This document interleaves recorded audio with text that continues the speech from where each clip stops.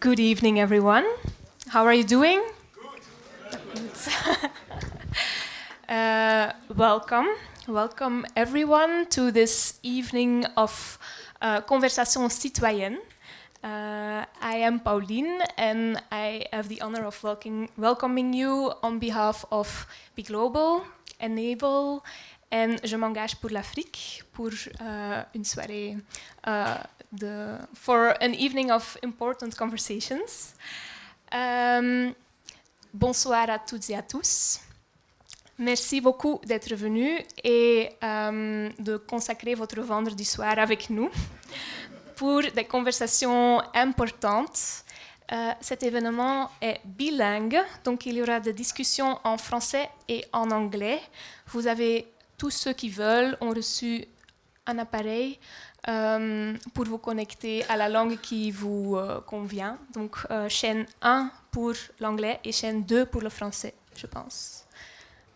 Maintenant que vous savez où trouver le français, je vais reswitcher en anglais. So this will be a bilingual event. If you want the simultaneous translation for English, you can find it on channel 1. That's for the very pragmatic stuff of the evening.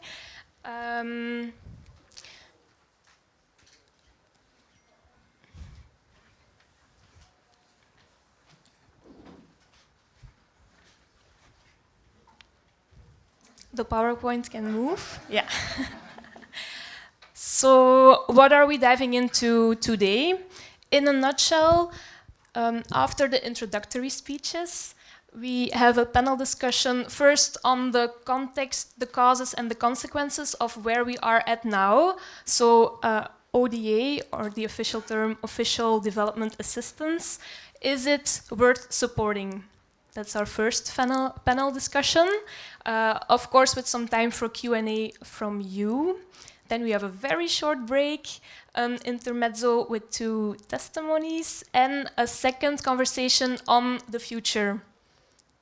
Development cooperation, are we in crisis? Do we need to shift resources and paradigms? Of course, with time for questions and reactions. We have a closing word, and that's our program for tonight.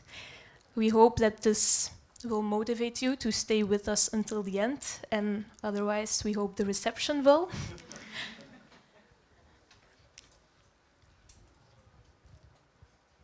So, all of this in one evening.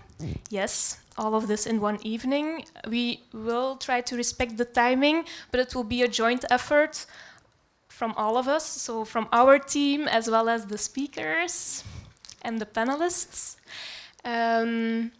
And all of you for not escaping too far when we have the very short bathroom break. We are a lot of people today. I don't know how many exactly, but I guess at least more than 100.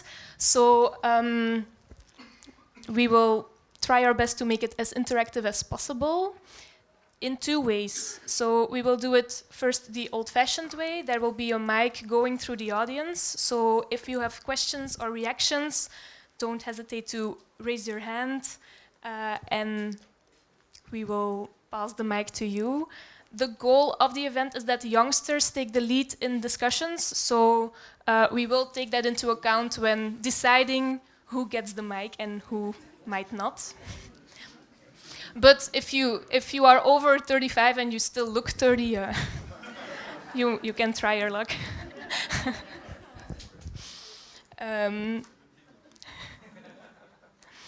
Or you can ask your questions via the Mentimeter app.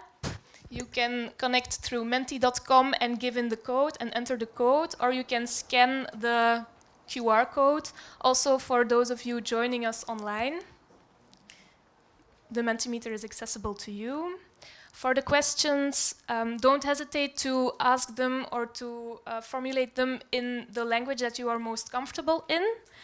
And please do connect with your most critical inner self. Do not hesitate to challenge us, to challenge the speakers, and to give the conversations some depth. One more very pragmatic important information is that the emergency exits are there and there. And with all that being said, I'm super happy to welcome on stage our CEO, Jean van Better, so CEO of Enabel, the Belgian Agency for International Cooperation, and Ileana Santos. She is the co-founder of Je m'engage pour l'Afrique. Welcome, Jean and Ileana. Thank you very much for this great introduction, and thank you all of you for indeed spending your Friday afternoon with us. I'm very impressed, I have to say. So many new faces as well in the room. We wanted this debate not to be the classical debate and not to be the debate among ourselves. There are too many debates on rethinking international cooperation where we speak to ourselves. We speak to the people that are convinced. When you speak to people who are convinced, you don't learn anything because you don't get negative ideas. You get people who say, yes, why not? And we need to engage much more with citizens here and in the rest of the world. I always say the budget cuts that we have in international cooperation, we are partly responsible for them. And I know it's controversial to say that, que être en partie responsable, c'est plus facile d'accuser les autres que de s'accuser nous-mêmes. Mais je pense qu'on a une responsabilité collective de ne pas avoir suffisamment réussi à engager, à parler aux citoyens par rapport aux besoins de cette coopération internationale. Le monde devient plus brutal, le monde est compliqué, le monde fait face à des défis globaux qui demandent plus de coopération. Et quand vous parlez aux gens, c'est une évidence, on a besoin de collaborer sur le climat, sur la sécurité, sur les enjeux démographiques, mais dans les faits, la plupart des gouvernements réduisent leur budget à la coopération internationale. Donc on a un problème collectif qu'il faut résoudre. Et c'est ce qu'on essaye de faire aujourd'hui avec ce débat assez extraordinaire parce que, comme vous le voyez dans le programme, il réunit des personnages qui sont plus jeunes, plus âgés, qui viennent d'ici et d'ailleurs, dans le monde de la politique, du secteur privé, la société civile, des mouvements citoyens. Donc ce n'est pas un débat classique avec les speakers qu'on a l'habitude de voir. Et je m'en réjouis et je tiens à féliciter toutes les équipes d'Enabel et de Je m'engage pour l'Afrique qui ont réussi à faire ce programme qui correspondait bien à la vision qu'on voulait avoir. Je suis vraiment impatient d'écouter le débat et on aura l'honneur d'avoir l'historien et écrivain David Van Rijbroek j'allais dire en fin d'émission, mais c'est pas une émission en fin de... Je deviens présentateur de télévision en fin de débat pour pouvoir amener sa pensée intellectuelle sur ce qu'il a entendu aujourd'hui et aussi ses réflexions par rapport aux différents livres qu'il a pu écrire. Voilà, donc merci à mon équipe, merci à Je m'engage pour l'Afrique et merci à vous de prendre votre temps pour être ici. Et je donne la parole à ma collègue de Je m'engage pour l'Afrique. Merci pour cette bonne collaboration. On s'est rencontrés à Marseille il y a 1 an et on s'est dit qu'on ferait des choses ensemble et voilà. Merci beaucoup. Vous savez, ces conventions citoyennes, c'est la 7e édition et c'est la première fois qu'on vient à Bruxelles. Et tout le monde nous a dit, mais personne ne fait un événement un vendredi à Bruxelles, c'est plutôt institutionnel et je veux que vous applaudissiez chacun d'entre vous parce que vous montrez que c'est possible. Je me joins au remerciement, cher Jean, de nous avoir fait confiance, parce que si on veut changer de paradigme, ça veut dire qu'on change aussi de méthode, de façon de fonctionner. Et on a essayé de co-construire et de le faire. Et je voudrais ici remercier toute l'équipe qui a travaillé, Evelyne, Karina, Noémie, Nathalie, Rufus et Kumba. Je vous demande, mais avec toute l'énergie que vous avez, de les applaudir très très fort. En réalité, si on a lancé Je m'engage pour l'Afrique il y a maintenant 5 ans bientôt, c'est pour des moments comme ceux-ci. C'est notre capacité à notre génération, il y a plein de jeunes dans la salle, à mettre nos expertises, nos convictions, nos projets pour le développement du continent africain. C'est cette capacité qu'on a justement à s'entourer, à créer des moments de dialogue. Parce que finalement, les institutions, nos gouvernements, ils ne feront pas sans nous. Et pour ça, il faut qu'on puisse co-construire, travailler ensemble. Et donc, ce moment-là est aussi notre moment. C'est ça, en fait, Je m'engage pour l'Afrique. C'est pour ça qu'on a créé cette association, pour à la fois penser, parce qu'il nous appartient de penser l'Afrique que nous souhaitons sur les sujets clés, que ce soit la sustainabilité, la croissance inclusive, l'engagement citoyen, mais aussi qu'on puisse se former. Parce que finalement, l'engagement citoyen, on n'est pas avec, ça s'apprend au fil du temps. Et donc, c'est avec cet esprit, finalement, qu'on va dialoguer ensemble. On est tous différents, vous l'avez dit, chers Jean. Il y a des experts, il y a des scientifiques, il y a des personnes qui viennent du monde de l'entreprise, et on a chacun notre place. Et donc, à ce moment où on se pose beaucoup de questions sur l'avenir de l'Europe, du continent africain, plus que jamais, c'est nécessaire qu'on se parle et qu'on co-construise ensemble. Et ce débat sur justement l'aide publique au développement ou pas, comment on finance nos économies ou pas, il est nécessaire parce qu'on a tous notre place. Et moi, ce soir, en tout cas, j'écoute à la fois en tant que femme, en tant que jeune, j'ai moins de 35 ans, ça, je pense que ça rentre dans le scope, en tant que Française, en tant que diaspora et puis en tant qu'Européenne. Je pense que chacun d'entre nous, on a un rôle à jouer et je compte sur vous tous et vous toutes pour ça. Merci beaucoup.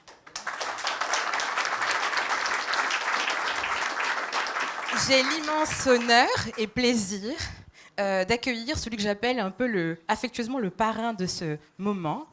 Il a été directeur de INPA, il dirige la chair of the governing board, il a aussi écrit un super papier, et je fais son autopromotion, avec la Fondation for Europe Progressive Studies. Si ça vous intéresse, on pourra vous envoyer le lien. Je vous demande d'applaudir très très fort mon cher Stéphano Manservici.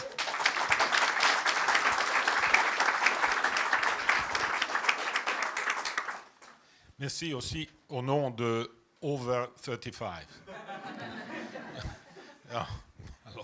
Well, thank you very much for this. Let's stay, in this atmosphere of informality, of critical approach, etc. So therefore, thank you for the invitation. Thank you. I'm impressed to see so many people here. Is a very good indication of the fact that, even if ODA is in crisis, cooperation is in crisis, but at least the intention to think about why and to do something is there. So therefore, very happy to be with you and very impressed by all this.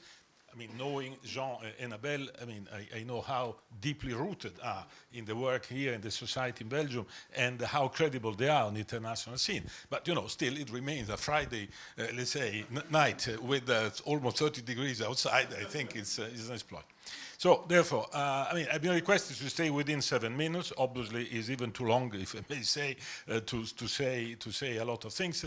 I would like simply to give you some, let's say, points of reference for the debate, for the discussion, and then for, let's say, the question, answer, or whatever. Also, to leave the floor to very experienced politician and active like former Prime Minister Alexander De Croo, who's been also, as everybody knows, Minister for Development, and therefore he knows very, very closely that. Now, the point is that ODA is not popular, and the development cooperation is, let's say, not in good shape, let's say that in this way. These are the two panels. I think that the starting point is to recognize that is true. But once said that, we also have finding, let's say, an initiative which is focusing why and therefore taking countermeasures, we have also to identify the right side of the problem. For me, the right side of the problem is to unlock development cooperation and ODA or aid as such from its own, let's say, reserved place, and to reflect that this, let's say, cold feet in respect of ODA investing, putting money, and cooperate is exactly the reflect of the state of our societies today. It's not a separate thing. If you want to understand why, let's not just think immediately jumping, developing countries. No, it's exactly the photo and the consequence of the state of our societies. Societies which are fragmented, unequal, subject to a lot of stress, the war, the future, let's say, the demographic challenge, pensions, And therefore, to say that in one word, yes, it's true that ODA is a problem, but in reality, public spending is a problem for societies. Why? Public policies. Today, let's say, it's rather an inward looking, which is pushing a lot of what we used to call populism, what we used to call also the far right approach, which is, putting his hand in this and this. So therefore, first thing, let's not have a discussion on ODA money and on cooperation method as if they were isolated from all the rest. this implies that their response should be equally whole of a society, if I mean, if I can say with an old expression. If we don't put clearly why we want to cooperate and why we want to spend vis-à-vis the rest of the world, in particular developing countries, we have to find a way to demonstrate that there is a connection between solving our problems and addressing the problems with the others. And I underline with the others because this is the key point. It's not just the transfer of resources, but is the way to set up new policies, new concepts, new way of inventing really together what we have to do. So therefore, this is my first point. Crisis of ODA and development, yes, but it is exactly what's coming out from our societies, which are not immediately generous, but not because people are bad, but because they are in bad shape. Our societies are in bad shape. Look at the reports, for example, of Draghi and Letta. I take this, which seems quite far away. It is not far away, because these two reports are showing that the European Union and each country, by the way, including Belgium, which is not in bad shape actually, but we are all under stress. So therefore, this is the first point, and the point which is related is, if we want to find something, which is countering this wave, is not just a question of communication. It's a question of deep policies. It's a question of connecting what we can do worldwide with what we can achieve for ourselves. This is the first point. Therefore, let's unlock this discussion. It's not a discussion only about development. It's a discussion about we and the world. This is the first point.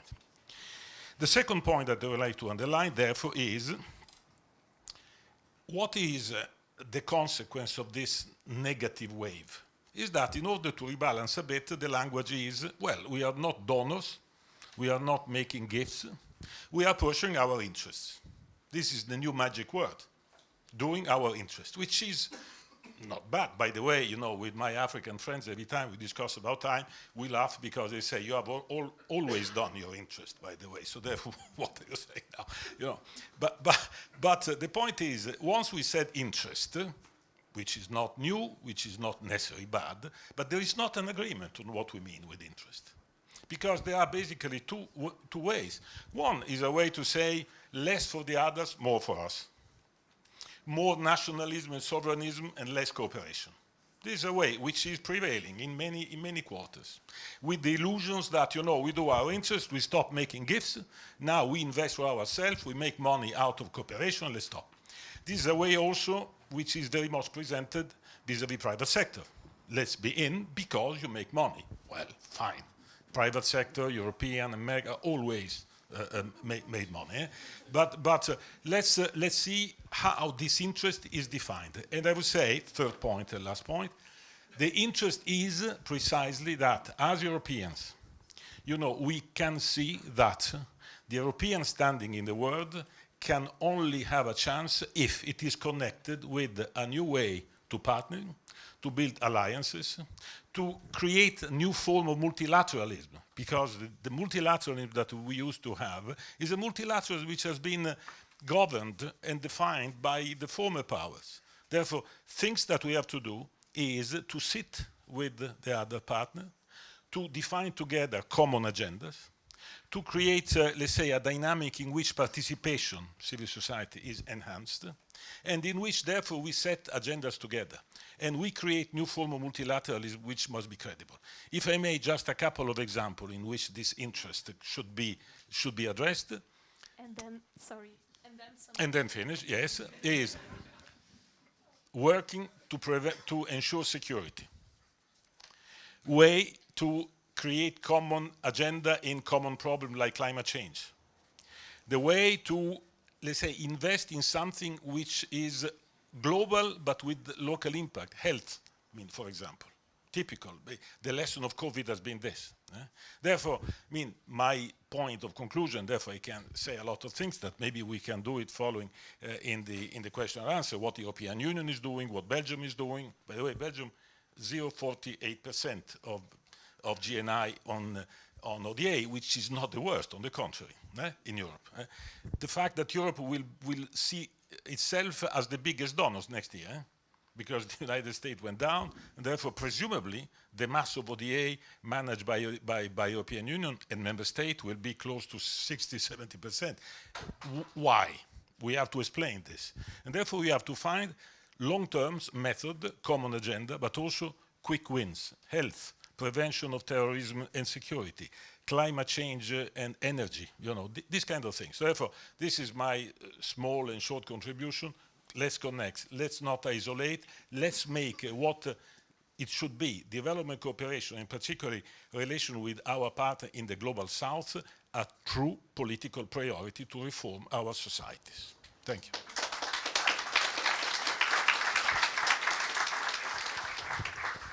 Thank you very much, dear Stefano. Alors, je vais monter sur scène. On a la chance d'accueillir avec nous aujourd'hui un monsieur qui a été ministre de la coopération internationale, il a été Premier ministre, et je vais lui demander de monter sur scène avec moi.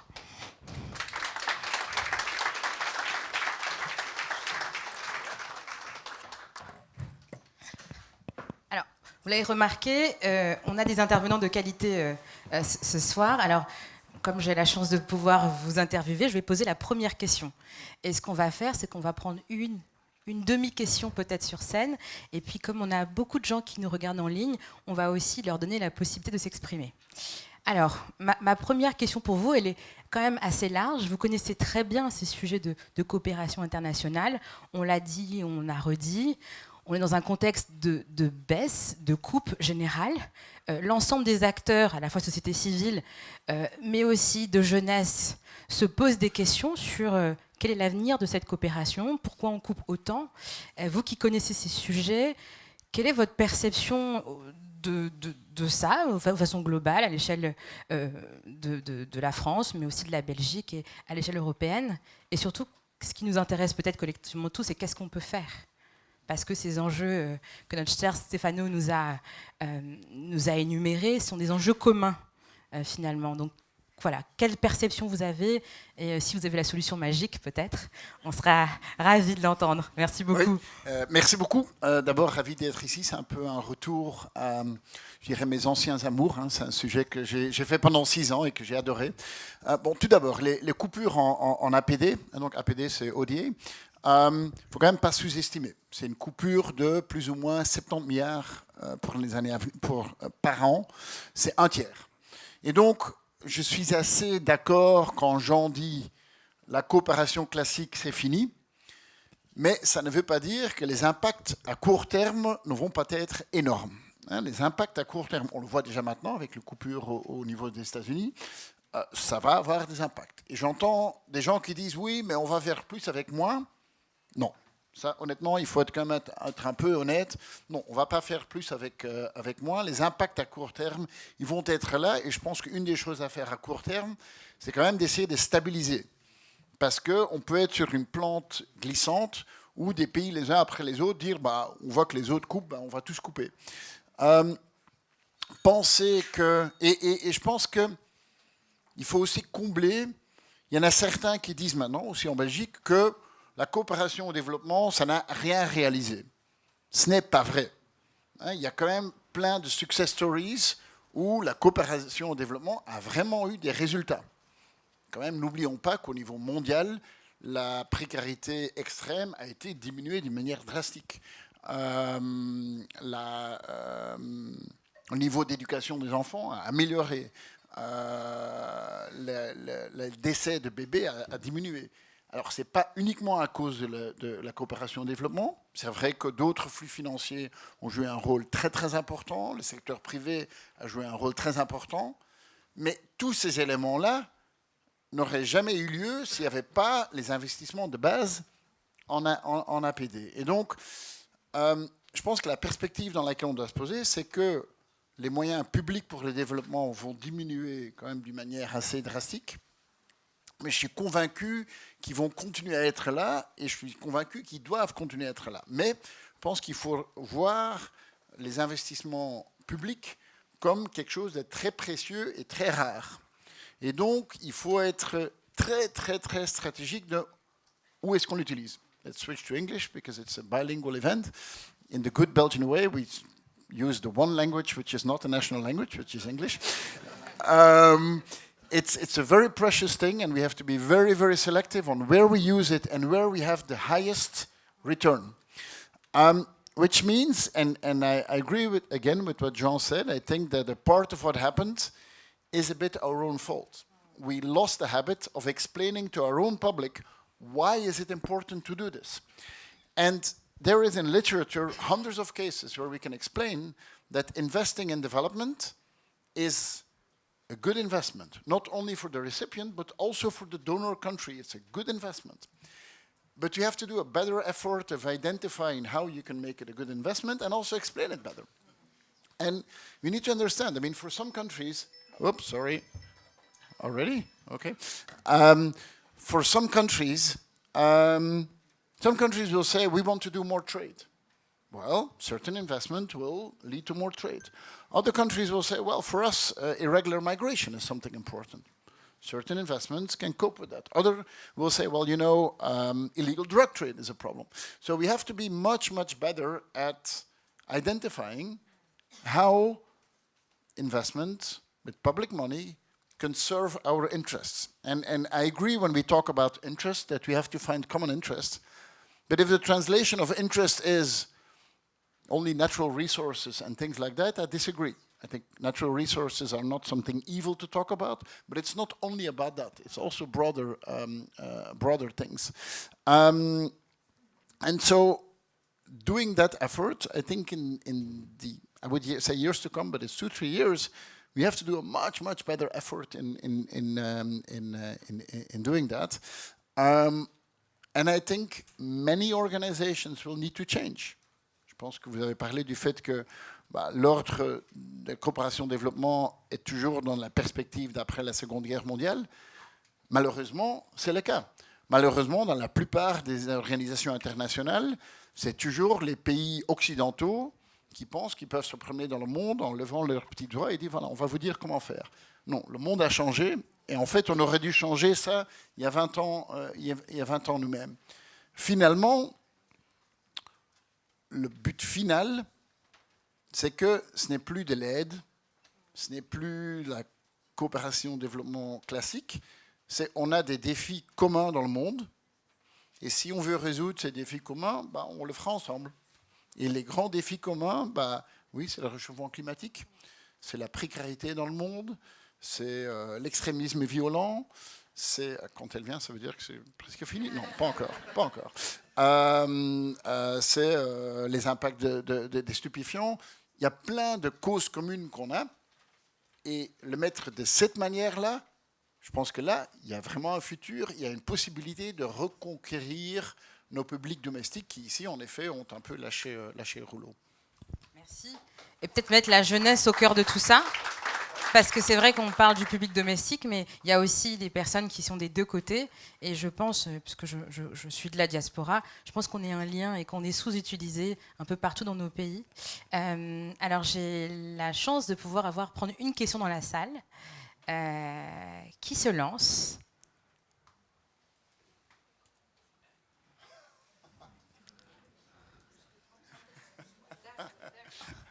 On va devoir demander à Adélaïde, ça va être une question difficile alors. Je sais pas, rien. Est-ce que vous pouvez donner votre prénom, votre nom et peut-être le titre de ce que vous faites et la question, en français, en anglais. Whatever. Okay, hi, my name is Cameron Almus. I'm from ESN, Erasmus Student Network Belgium. I'm the education officer. And so you're talking about the return on investment of public funding, and I'm wondering how we can frame and change and understand investment and return on investment, not only in quantitative terms, but also what opportunity is there to put forward and decide together on what that return on investment looks like. Yeah. That's a very good question, and that's one of the tougher things. Now, I think there's no standard measure in this. As I said, some countries or some donors or some investors will rather put it in the perspective of, you know, what's the commercial return? I'm not against that. Okay, we can use that way. For others, it will be public health. Okay, public health, that's something you can quantify. For others, it will be more about opportunity. Okay, that's maybe one which is a bit more delicate to identify. So I think that we have to keep enough flexibility in how you quantify it and how you put it forward. And I would not be afraid to go into that type of conversation. I think too much international cooperation has been positioned on a moral basis. And the moral basis was, you know, it's good for humanity and we should do it because it's good for humanity. I think that still applies for some people. But there's a part of the public that basically says, I don't care about humanity. We could complain about it, and probably you and I could agree on it, but it's not going to change anything. And I think that a part of the reaction is complaining about the decisions which have been taken. Those decisions have been taken, and honestly, I don't think we're going to reverse it. So I think we should just say, okay, that's the new reality. How can we adapt in the new reality, and how can we make this attractive again in a new reality? Now, some people, maybe I can address something on the flank of what you said. What I've heard in the development world the last 10 years, and I heard that also when we had the SDGs and so on, we said, well, you know, we're going to go from billions to trillions, and those billions to trillions is going to be the private sector. I think, honestly, the development world has talked in a very naive way about the private sector without really understanding how it could work. And thinking that some of the public funding will be replaced with private funding, it's not going to happen. The private sector will invest when it serves their interest. And their interest is a certain level of profitability. And I'm not against that. I'm not against that. You know, the big shift to renewable energy will happen if we make it profitable for the private sector to do so. We might have to help with some public money in doing it. But the profitability is not a wrong thing. But thinking that the private sector will solve everything, no. It might solve as a secondary effect, but we have to create the right circumstances in doing it. And that comes back to me, a bit what is the golden rule for development. You know, we can come up with all the creative things that happen in the world. And there's a lot of brains in the development world. Some people will say too much brains even. And we come up always with new concepts and new things, you know, innovative financing and blended things and so on. You know, as a minister, I was extremely proud. We did something called a humanitarian impact bond. And we're like, wow, this is really leading edge. I even got an article in The Economist about it. I was like, hey, look at how good we are. If you do the analysis now, did it actually lead to additionality? Did it bring in money that otherwise we would not have had? No. In the end, the one thing that matters is local political will. If you don't have local political leadership, you can come up with all the concepts you want, all the innovation you want, it's not going to lead to anything. And maybe we have to be a bit more pushy on that. It's local political will and local political leadership. We have a tendency to go in those countries and say, we're going to tell you what to do and we are going to coordinate it and do everything. Not a good idea. If we want it to happen, the priorities need to be set by local government, and the coordination and the management of it need to be done by local government. Can we help with this? Yeah. I mean, if we can assist, yes. But if you don't have local leadership and local priorities and local people doing it, we are creating dependency. That's actually the opposite of what you want. Merci beaucoup. Alors, la question en ligne est plutôt géopolitique. Why would African countries still make a choice to collaborate with Europe? So why Europe, finally? Why Europe? Well, first of all, if they want. I mean, who are we to impose anything? I think there's many reasons. I think, first of all, as being said, we will, from next year on, by far, be the largest investor in international cooperation. We are today, by far, the largest invested in fighting climate change. And I think that European countries, yes, as you said, we serve our interests. And as you said, it's maybe not 100% wrong. Maybe we need to be a bit more transparent about it, because we're more transparent about it, it's easier to communicate on it. But I also think that we believe in what has made this world safer than what it used to be before. That's international humanitarian law, that's respect, that is a legal system, that is believing that democracy is definitely not a perfect system, but there's nothing better than that for the moment. And I think that those values are what we stand for. And I think in Europe, I mean, we should not tell the rest of the world how it should behave, but this continent has, since the Second World War, created an environment which I think, as Europeans, we can be proud of. But how can we do with China, with emerging country? Because now we need to be more competitive. Yeah. So maybe a small reaction on that. Yeah, I mean, yes, China plays its role and Russia plays its role and others probably will play their role. We're different. I think we're different in the sense that we're in there for the long run, and I think we've shown we're in there for the long run. I think, in general, we have the values that we stand for, and if you believe in those values, then let's work with that. And I think that we've shown. I mean, you can blame a lot of things on Europe, but this is a continent where war is now 70 years ago, except what happens in Ukraine, and where small countries get respected and are not being bullied away by the big ones, and where we create opportunities for people. Is it perfect? No, it's not perfect. But on dimensions that I think people care about, there's not many places in the world that are better. And we are 450 million people in the European continent now, and we get blamed for everything, and Europe is not sexy, and so on and so on. If we were not sexy, there would not be 150 million people living in countries that want to join Europe as fast as possible. Because the Western Balkan and Ukraine and so on, everyone wants to join Europe. So if we were not sexy, they would not want to join us. And maybe that European sexiness is something that we need to export a bit. Okay, this is going to be a bad quote. Yeah, that's a big debate. So, non, mais alors on va conclure. J'ai bien vu. En tout cas, ce que je retiens, j'enlève le sujet immigration évidemment.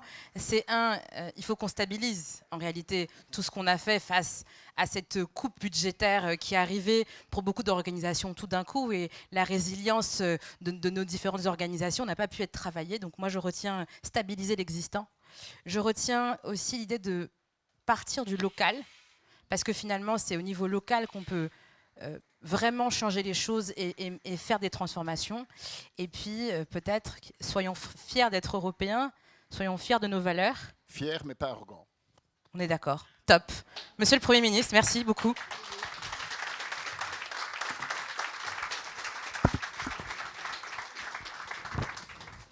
C'est le moment où je demande à Felipe de me rejoindre sur scène pour sa table ronde.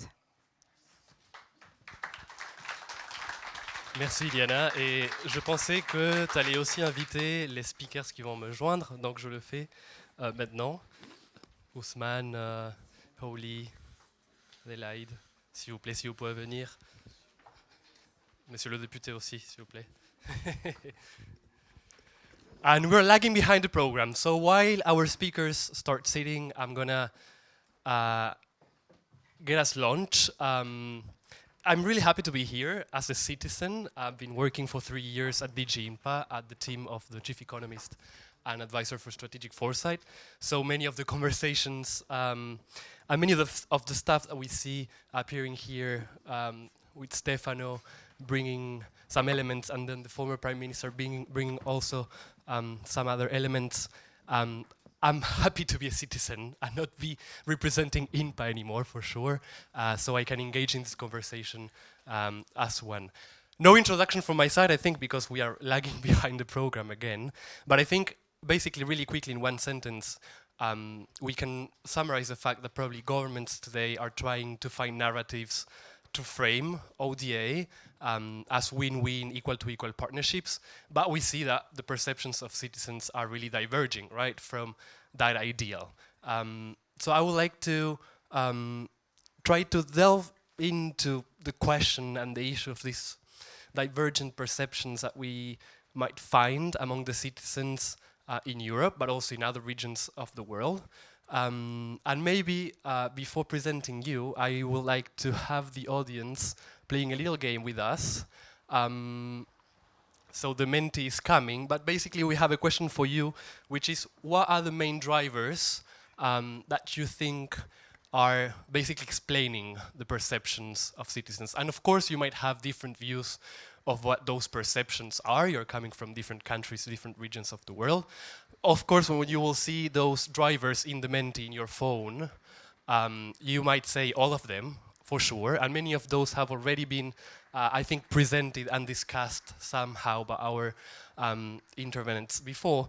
But really, you know, some people, when they ask us, what do you do when you say, I work on development cooperation, what the fuck does that mean? My family asks that a lot. Concretely, what do you do? Well, if you have to explain basically what you do, the perceptions of citizens around what you do, and what are the main drivers behind those perceptions to someone that perhaps doesn't really understand what we do, what would you go for? Like the main driver, really. Go for the one that you really think you would first bring into a conversation.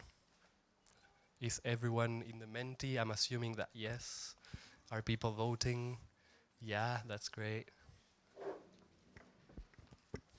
And of course, I think our speakers have already received that list of drivers, but you can check in the screen behind us some of the votes, because I would like you to also integrate those reflections into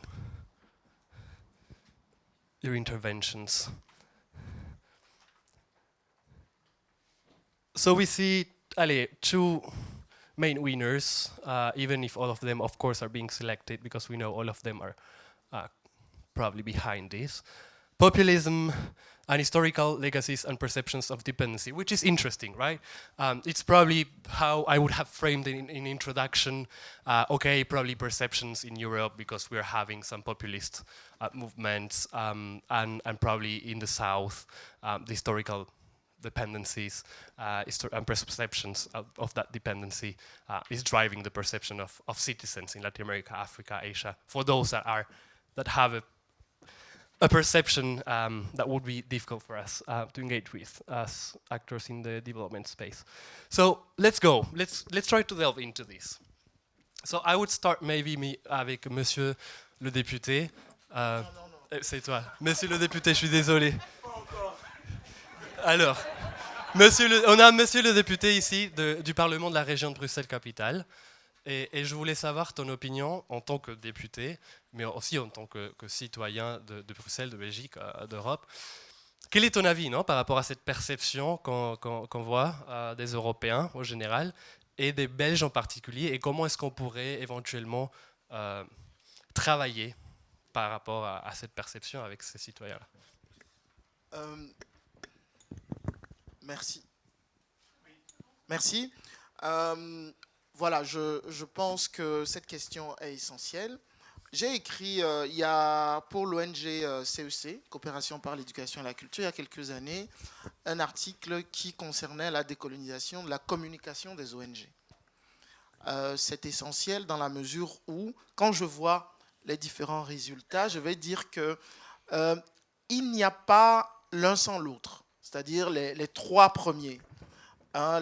Donc, tout ce qui concerne les perceptions de dépendance, le legs historique, le populisme et les changements géopolitiques, ça se nourrit l'un l'autre, parce qu'on parle beaucoup de ce qui se passe ici, mais on oublie ce qui se passe sur le continent africain et dans d'autres jeunesses, où il y a aussi une critique de la coopération au développement. Cela vient de quelque part, cela a des sources historiques. Mais avant de parler de ça, je pense qu'il est important de dire pourquoi la coopération est encore importante. Je suis député écologiste, nous vivons sur une même planète. L'Afrique est devenue aujourd'hui le premier régulateur climatique, avec tous les dégâts que Bolsonaro a fait au Brésil. Nous ne pouvons pas vivre en autarcie. Nous ne pouvons pas ne pas connecter les sociétés civiles. Le Premier ministre a eu un propos qui est fort. Nous devons réinventer. Nous devons mieux expliquer. Nous devons provoquer des perceptions qui sont différentes dans nos populations. Comment y arriver concrètement? Je pense qu'un travail historique est fondamental. Il faut d'abord que les ONG, que le monde de la coopération au développement puisse changer la perception que les gens sur plusieurs continents ont, et même dans la population ici, que nous allons par exemple sauver l'Afrique. Ça, c'est un élément qui est fondamental parce que nous sommes quand même dans un état, et je voulais le dire devant lui, mais il est parti. Je remercie le Premier ministre pour tout le travail qui a été fait, parce qu'il fallait être courageux, pour faire un travail sur la décolonisation ici en Belgique. Partout dans le monde, aujourd'hui, c'est reconnu qu'il y a eu un véritable travail qui a été fait. Il n'y a pas exemple de critique, et je suis quelqu'un qui a créé un mouvement qui s'appelle Mémoire coloniale et lutte contre les discriminations, qui a beaucoup travaillé là-dessus. Mais il est extrêmement important que dans la perception que les Belges, les Français ont, qu'on arrête avec cette idée qu'on est que nous sommes ceux qui allons sauver les autres. À partir de cette perception, c'est vrai qu'on a le sentiment qu'on ne fait que donner de l'argent aux autres sans avoir rien en retour. Je prends le domaine culturel dont on a peu parlé jusque maintenant. Nous avons besoin d'échanges culturels. Si nous voulons nous connaître pour ne pas commettre les mêmes erreurs que dans le passé, si nous voulons avoir une coopération dans tous les domaines où on se comprend, parce qu'il ne suffit pas de parler français ou anglais pour se comprendre, il faut connaître l'anthropologie, la sociologie, il faut savoir comment les gens pensent.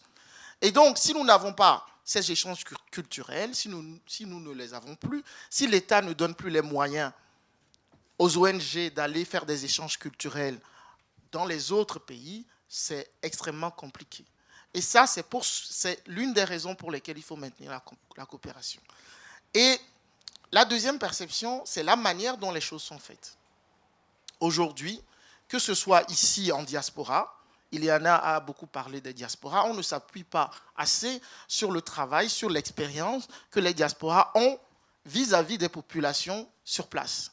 Parce que les diasporas ne sont pas africaines comme les populations qui sont en Afrique. Elles aussi ont une expérience vis-à-vis de ces populations et il faut s'appuyer sur cette expérience.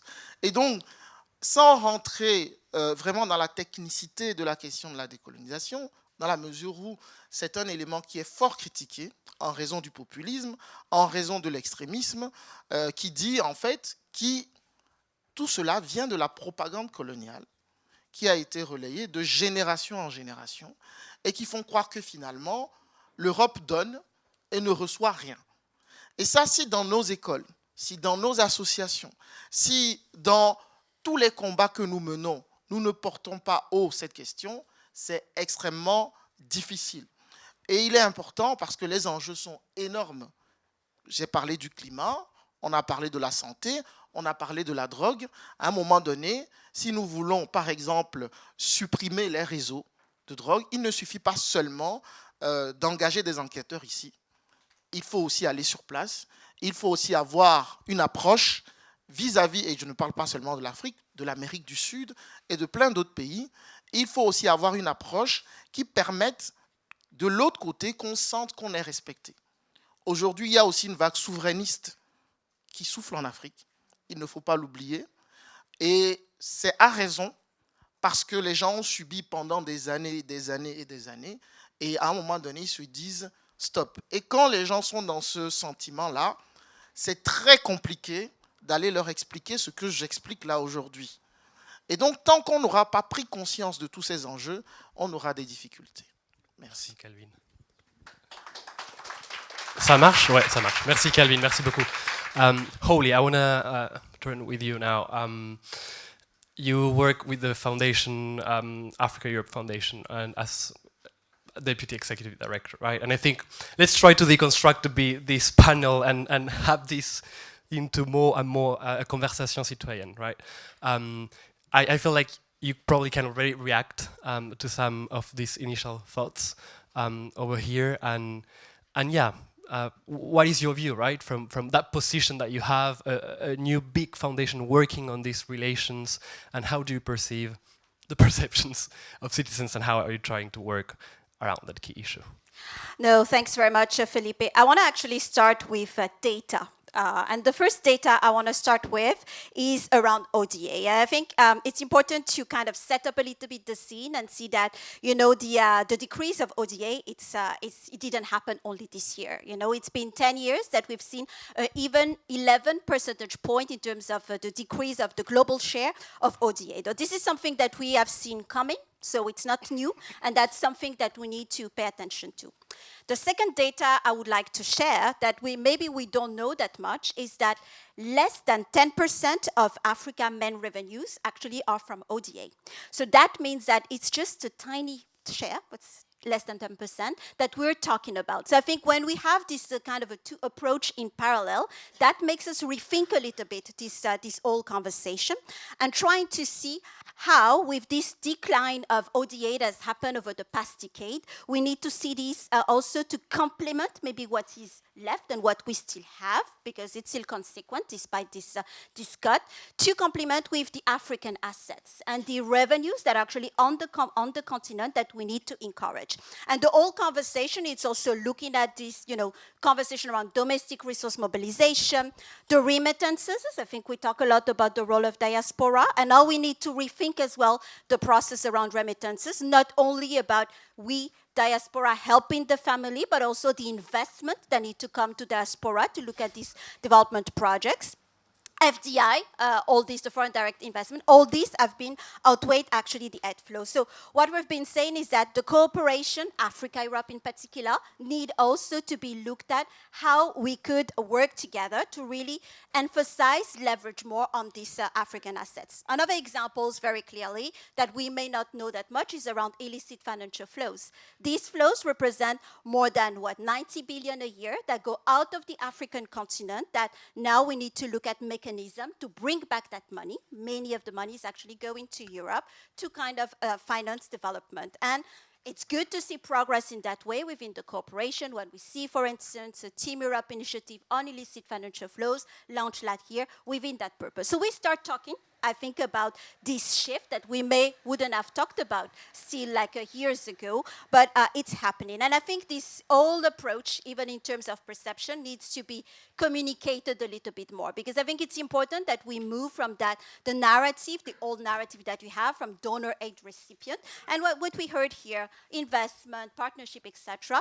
But for that to happen, I think we need a more broader financial partnership, and that is very much about if we need to restore the trust, because here we talk about we don't know what's happening, what's the impact on the local communities, etc. What is in for us when we look at Europe, where we need to invest. I think there's all work that needs to do in terms of transparency, accountability across, both stakeholders, increasing that impact that has been made, because I think it's there, and we heard some of the example before, and that will help really bring in that confidence, because I think the idea is not about cutting ODA, it's really working in complementarity with the solutions that also can be brought, of course, from the African continent, and that should speak to the citizens' aspiration across both continents. I think we talked about why, I heard the question about why Europe matters to Africa, or why Africa matters to Europe, vice versa. I think the proximity, the history that you've been talking about, the relations that has been there,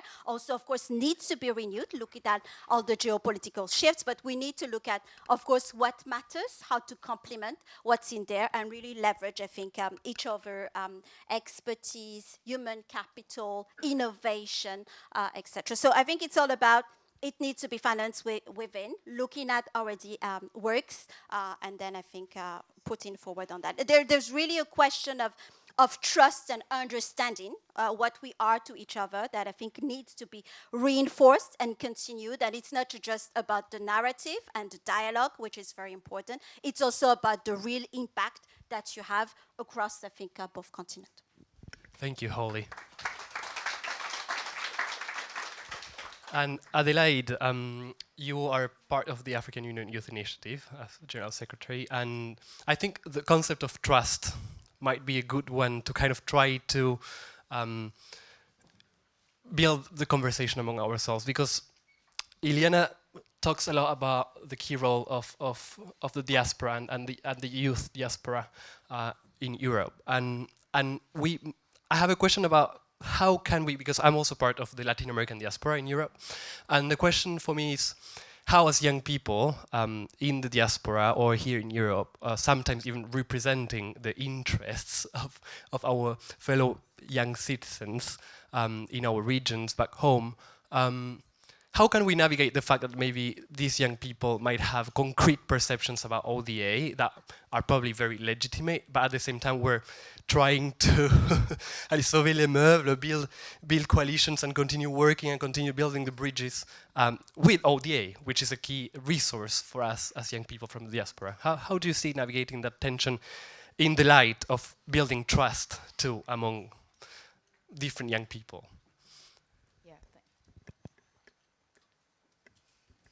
Oh, okay. Just a little correction is the African Union Diaspora Youth Initiative.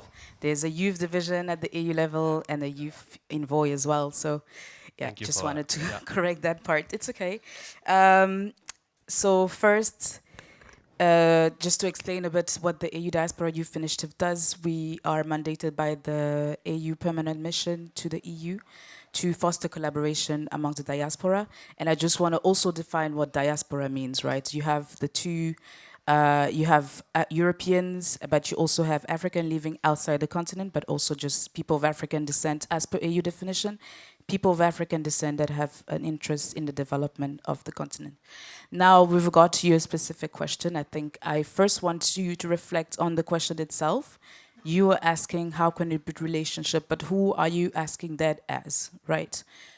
Me as a diasporian, my relationship with the African continent has, as our organization at least, has always been collaborative. We're trying to not come with this approach of, oh, we are the savior kind of position. We're trying to come with a decolonial approach, right? I think in the context of this conversation, why I'm asking you this is because we are having this conversation in the context of a crisis, the ODA crisis, a crisis that really is being, we have been invited to discuss, but really for us as diaspora, as civil society, we've been in funding crisis for a very long time. This is nothing new. So this ODA crisis is a real impact, is really felt by intermediaries organization, international organization, whose funding are really, who are now ready to talk about it. What this crisis is doing is forcing an existing crisis, forcing us to talk about what's already existing. A flawed mechanism which we inherited from post-war, in colonial and post-independence times. I think it's been said already, it is not working for our time. It has been top down for a very long time, and these are nothing new that I'm saying. This has been repeated over and over by civil society organization. It is, so it's, the debate here is like, are we now going to think about a solution because we are in crisis, as in, are we looking for funding to repeat the same things that we've been doing over and over again? Or do we really want to review this mechanism that is wrong? Looking back at those points, the key reason why we are in this crisis, rethinking about communication, one of the points I want to point out, it has been said before, like there's an issue in the terms of like how we are presenting ODA as a savior mechanism to come and develop countries. But if we look at numbers, this also means crisis in ODAs means unemployment in Europe. Cuts. We saw it in US where employment was cut. So this is not just Africans saying we are in crisis, these projects are not being funded. Because the reality of it, these mechanisms have come there, funded young people, funded youth projects based on criteria that were not defined there. People have been for years working around criteria, politics that were not defined on, locally, right? So I hope this is also not just us discussing where can we get more funding, but also what have we been doing wrong with the funding that exists? And if we get more funding, what will it do better? Because it's really concerning that in all these years when all this funding was available, we were not able to foresee this crisis. We were not able to put in place sustainable structures, sustainable methods for this to continue, for these apparent solutions to continue to exist post at the end of project, right? They were so dependent on project that we forgot the key goal was sustainable development and I think where we started wrong is that it was sustainable development for the South. And this is where it was wrong, because at the end of the day, the North polluted, the South suffered, the planet suffered, at the end of the day, decisions made at the north have consequences in the south. And at the end of the day, there isn't just two planets, there is just one, right? And we saw it during COVID, we were not waking up, and now we are seeing a second crisis, and we cannot continue to just exist in this silo, with these silo ideas that each issue is independent from each other. And just the last point on how do we work with institutions to make sure that there's a less top-down approach.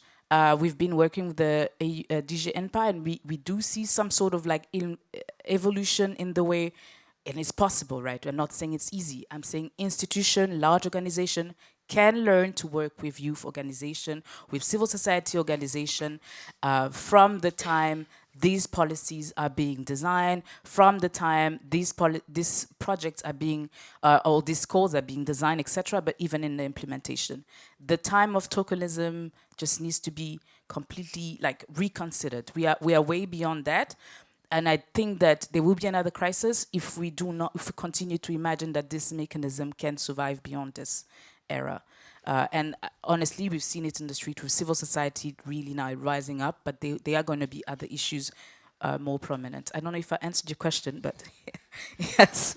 Yes, thank you so much, Adelaide. And also I think that we are little by little setting the field for the second panel. And I'm quite interested because you're also kind of pointing out something that Stefano was saying of how institutions can co-create policies with citizens, with young people, way beyond just DG INPA, no? For sure. Let's how we think about that.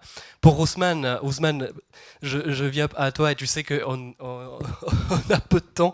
Ouais. Mais du coup, pour moi, la question, ça serait vu que voilà, faut réfléchir non seulement à comment les institutions travaillent avec les jeunesses. Il y a certainement dans ce cadre-là des perceptions différenciées entre les jeunesses en Europe, en Afrique, et aussi au sein de l'Europe et au sein de l'Afrique. Comment est-ce que les jeunes, on peut créer des espaces ou même par quelles activités on peut créer ces dialogues nécessaires pour comprendre où on en sort par rapport à ces perceptions-là et comment avancer. Et surtout, si je peux aussi mentionner un peu les espaces dans lesquels tu as participé dans ce sens-là. Sûr. Merci, cher. Et merci aussi aux organisateurs pour la chance que vous donnez aux jeunes de prendre la parole sur un sujet aussi important que le sujet qui nous réunit aujourd'hui. Donc, comment mieux comprendre et mieux réconcilier les perspectives? C'est la question qui m'est posée aujourd'hui. Et c'est une très belle question. Et c'est justement la question qui fera objet du grand colloque sur l'aide publique au développement, où j'ai eu la chance d'avoir été nommé comme commissaire général par l'Union des étudiants et stagiaires ivoiriens d'Île-de-France. Donc, l'aide publique au développement est critiquée, c'est un fait. C'est critiqué et en Afrique, qui, 60 ans après ses indépendances, a aujourd'hui soif de souveraineté. Donc le député, le vrai député, on parlait tout à l'heure, il y a une vague de souveraineté qui sévit un peu dans quelques pays d'Afrique. Pour ne pas faire de politique, je ne vais pas citer de nom, mais l'aide publique au développement est aussi critiquée en Europe par une certaine catégorie d'hommes politiques et même par des habitants qui veulent savoir où les impôts vont. Et peut-être que les personnes qui critiquent l'aide publique au développement en Europe n'ont pas connaissance des success stories dont Monsieur le Premier ministre, qui nous a quittés tout à l'heure, était en train de partir. Donc, le fait que le taux de mortalité infantile et maternelle a baissé énormément, et l'aide aussi qui est accordée aux jeunes et dont moi j'ai eu la chance de bénéficier. Et donc vous savez dans quelle perspective je m'inscris déjà, ayant moi-même bénéficié de la solidarité internationale. Donc je le dis toujours, je suis le plus produit de ce que c'est que la solidarité internationale. En 2022, j'étais titulaire d'une licence professionnelle, donc j'avais Bac plus 3 et j'avais quelques années de stage. Et j'étais à Abidjan. Pour ceux qui ne savent pas, Abidjan c'est en Côte d'Ivoire, le pays qui a 3 fois la Coupe d'Afrique des Nations. Et nous sommes d'ailleurs les champions en titre, donc c'est très important que je répète. Et franchement, je ne savais pas quoi faire parce que c'était très difficile de trouver un emploi. Et donc, j'étais, si on veut, au chômage. Donc, j'ai entendu parler de volontariat international, de solidarité internationale, de réciprocité, etc. Donc, je me suis renseigné auprès de France Volontaire et de la plateforme des services de ma commune. Et donc, j'ai postulé pour effectuer une mission en France. Et par la grâce de Dieu, parmi une bonne centaine de candidats, j'ai eu la chance d'avoir été sélectionné pour une mission en service civique au sein de la mission locale du Havre. Et donc c'est comme ça que j'atterris pour la première fois en Europe. C'était en France le 23 janvier 2023 et je vous épargne le froid et tout ce qui va avec.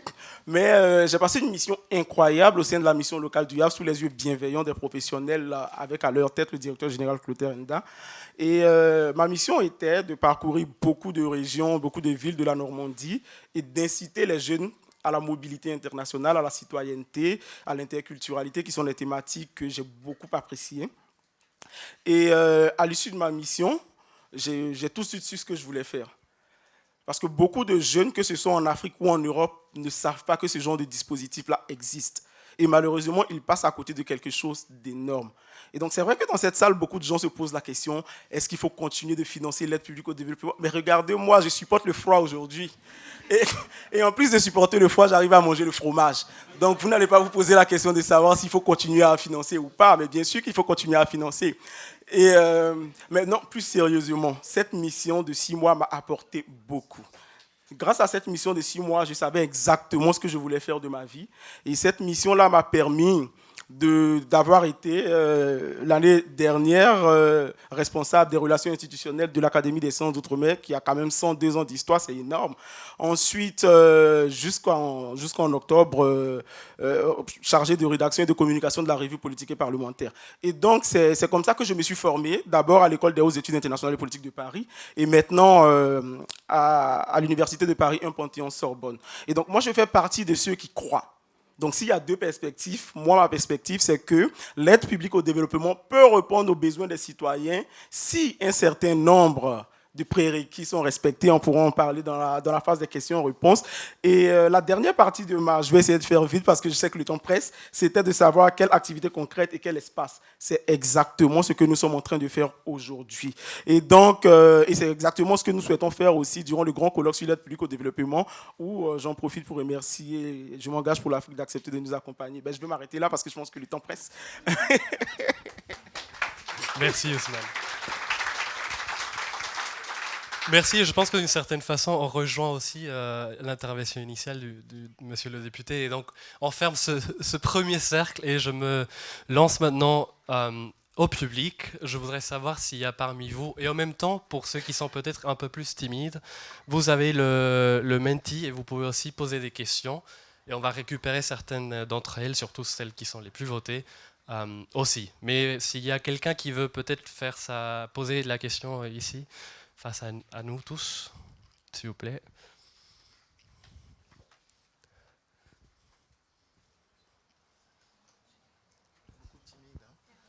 Ouais, il y a beaucoup de timides. Ah.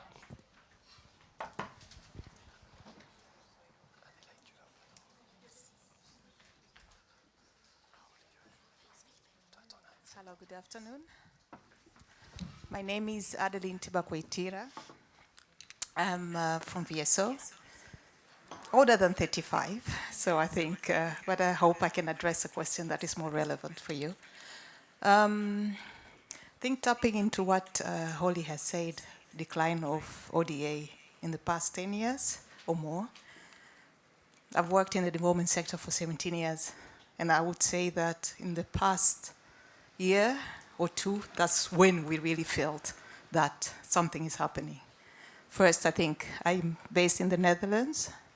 To see the shift from one day or from a year from, how would you say, 7% investment on ODA to 3%, that is a shift. And then also to see the cut from the US, from USAID, that's a very drastic shift. And now comes my question, is how far are African countries, our leaders in Africa, prepared for this shift? How far are they informed? And that maybe taps into what Stefano has said about accountability, policies, budget, which is maybe accounts or accommodates less ODA, which is more for the people. yeah, how far are they making those changes now? Because with America pulling off within a day, I mean, happy that Europe could step up and fill in the gap. Yet I think there's so much to be done in this particular period. I fear that this creates vulnerabilities to the African countries. It creates dependency. And when you have investors or developed countries from the global north coming in, then for African countries, they don't really have a say on where and what they would like, because they don't have future plans already set in motion or in place really to address the gap. So yeah, so my question comes to you: how far are these countries prepared? How far are European countries also, now Europe and other development partners, phasing out? Because you would expect that maybe you would give 1 or 2 years to phase out, reduce the aid to some extent, build capacity of these countries really to be prepared to sustain. And I'm definitely sure that African countries could sustain without development aid, or Asian countries as well. But time is crucial. Thank you. Thank you. I will maybe also take the second question coming from the mentee. And these are, you will see with the second one, but indeed these are the two probably big important questions of today. So this second one asks, regarding private development investments, and especially those regarding natural resources, how can we make sure that they are ethical and do not fuel conflict and instability in other countries? So two big questions, but in relation, of course, to what we've heard in the initial interventions around perceptions, citizens, how to frame narratives around interest or not. So if anyone wants maybe, 30 seconds each, just like a hint that we might take then in the second panel a little bit more. Holy. Maybe I can try to, I don't have an answer to your question, but I think the shift has been so fast and unexpected in a sense. So what happens since January, I think it's indeed very complicated. And we've seen already, and I think data are start piling up, to look at, for instance, race for malaria in particular, and also AIDS, because as we know, I think it's around health that, the cuts have been the biggest. So I think now it's not just a question, should we reframe, should we change? It's a necessity of really looking at what works. And I think when I was mentioning about the broader financial partnerships that needs to be looked at, that also looking at the different partners. I think Prime Minister De Croo mentioned blended finance, looking at the financial institution architecture that needs updated. It's also about looking at the other actors that actually needs to be put in, because the gaps right now, looking at USAID's closing doors, it's impossible to fill. I think it's not one single donor that will make a difference. So I think it's the whole approach that needs to be almost like a speed and scale for different approach. And I think there's where probably for the most vulnerable countries that they need to have one single voice and see what needs to be done, to not just elevate in importance. I was mentioning domestic resource mobilization and so on, work of philanthropies, but I think it's the whole shift that needs to happen very fast. So no real answer. I think there are different options, but it's really how to also make it sustainable, and better prepare, I think, for all this, because it just fell very quickly, and also address, I think, the immediate issues that actually matters, particularly when I mentioned it, one, health and so on. So I think it's almost more than ever, we need all the hands on decks to kind of look what kind of models need to be implemented on that. Anyone else? Last.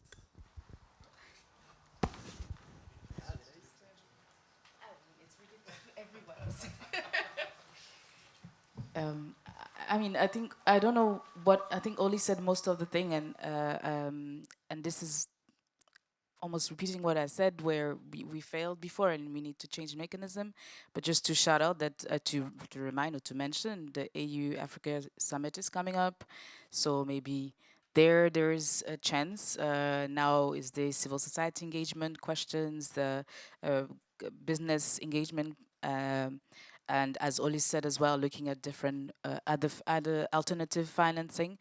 I don't know if your question was more on the most urgent need, and I think there what do we do is a very interesting question. But yeah, so I think there's existing platforms that probably could fill in that gap. From a diaspora point of view, I think we have always jumped in time of crisis, and this will probably also happen again in some of the regions. So it's not a first time response mechanism that exists within the diaspora. But on an institutional or global level, I think, yeah, it's a more mechanical issue. For the other questions, I think there are some existing global and European policies around resource origins that already exist, but I'm not an expert, so I'm not going to comment on it, but the person can direct themselves, I guess, to the EU Commission. But I know that there are discussion around resource origin of import, etc. I think that the former president of Burkina Faso gave the main solution. Je pense qu'il avait déjà tout dit concernant l'aide au développement. Et mon premier point, 3 petits points rapides, c'est la réorientation pour les chefs d'État africains de la manière dont ils pensent la coopération avec l'Europe et avec le reste du monde. Je pense qu'il est très important que, ce qui a été dit tout à l'heure, énormément d'argent quitte l'Afrique vers l'Europe par des canaux liés à la corruption. La question de cette question doit être mise au cœur des relations entre l'Afrique et l'Europe, entre le reste du monde et l'Europe, l'Amérique du Sud et l'Europe. Comment cet argent doit retourner? Un exemple, c'est la coopération qui a eu lieu entre l'Angleterre et le Nigeria pour récupérer toutes les sommes que le dictateur Sani Abacha avait fait sortir du Nigeria. Ça, c'est extrêmement important. La deuxième chose au niveau climatique, c'est absolument important que les chefs d'État africains, aujourd'hui, fassent corps, soient unis dans les échanges qu'ils ont lors des COP, lors des discussions sur la manière dont la pollution doit être compensée. Je crois que là aussi, ça permettrait de compenser ce manque qui va peut-être, entre guillemets, intervenir. Et troisièmement, sur l'efficacité. Je pense que Adélaïde est ici et je salue tout le travail qui est fait. Sur le plan du climat et de l'environnement, c'est très important que des relations privilégiées soient de plus en plus créées entre les organisations qui travaillent en Afrique, les organisations de jeunesse, afin que les politiques soient menées directement à partir de là. Les combats soient menés directement à partir de là. Parce que nous sommes de plus en plus dans un écart générationnel entre des gens qui ne comprennent pas les enjeux et les jeunes qui les pensent au jour le jour et qui pensent à leur avenir. Aujourd'hui, on va avoir de plus en plus de chefs d'État africains qui n'auront pas mis un pied en Europe ou qui n'auront pas étudié en Europe ou en Occident.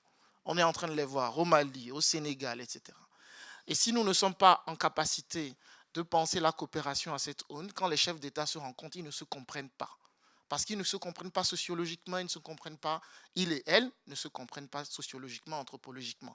À partir de ce moment, les politiques publiques ne peuvent pas être efficaces. Bah, merci beaucoup. Et voilà, je pense que ça rejoint ce qui avait été dit au début. Les perceptions reflètent simplement que probablement on a un système de coopération internationale on a l'impression qu'il tombe, mais c'est parce qu'effectivement il y a eu des changements, le monde a changé. On l'a dit, l'ordre géopolitique, mais c'est très intéressant ce point-là, des élites, que peut-être on a une première génération des élites qui n'ont pas été formées en Europe pour l'Afrique, et donc du coup ça explique probablement pourquoi ce système de coopération internationale aujourd'hui ne répond plus à la réalité du monde aujourd'hui, et il va falloir penser à ce qu'on va faire. Quel système de coopération internationale on va construire pour le futur. Et donc, du coup, je sais qu'on a une petite pause avant. Pauline va mieux expliquer. Mais on aura un deuxième panel après qui pourra répondre à toutes ces questions-là. Merci beaucoup. And a big round of applause for Philippe and the panelists. Is it working? Yes. I do have some bad news. We did cancel the break. for the sake of all our Friday evenings. We just need 2-3 minutes to fix the lightning. Sorry to the panelists and to all of you for the distraction that this might have caused. But we are taking 2-3 minutes to fix that, and then we are going at it again. So kindly asking you to remain in this room as much as possible. Thank you. See you in 2 minutes.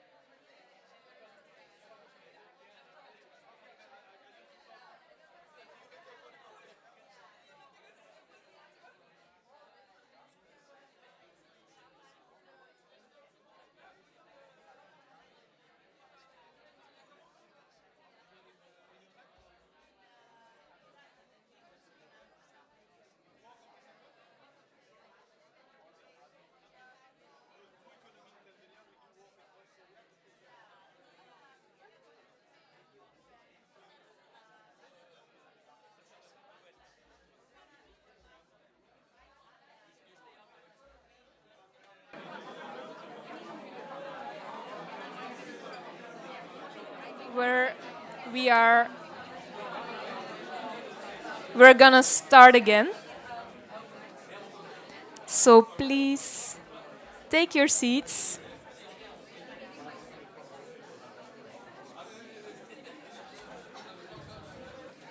Yes, wrap up the conversations.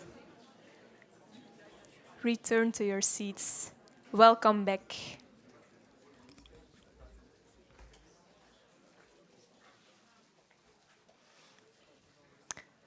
We are here, right at the end of our break, and right before 2 intermezzo testimonials.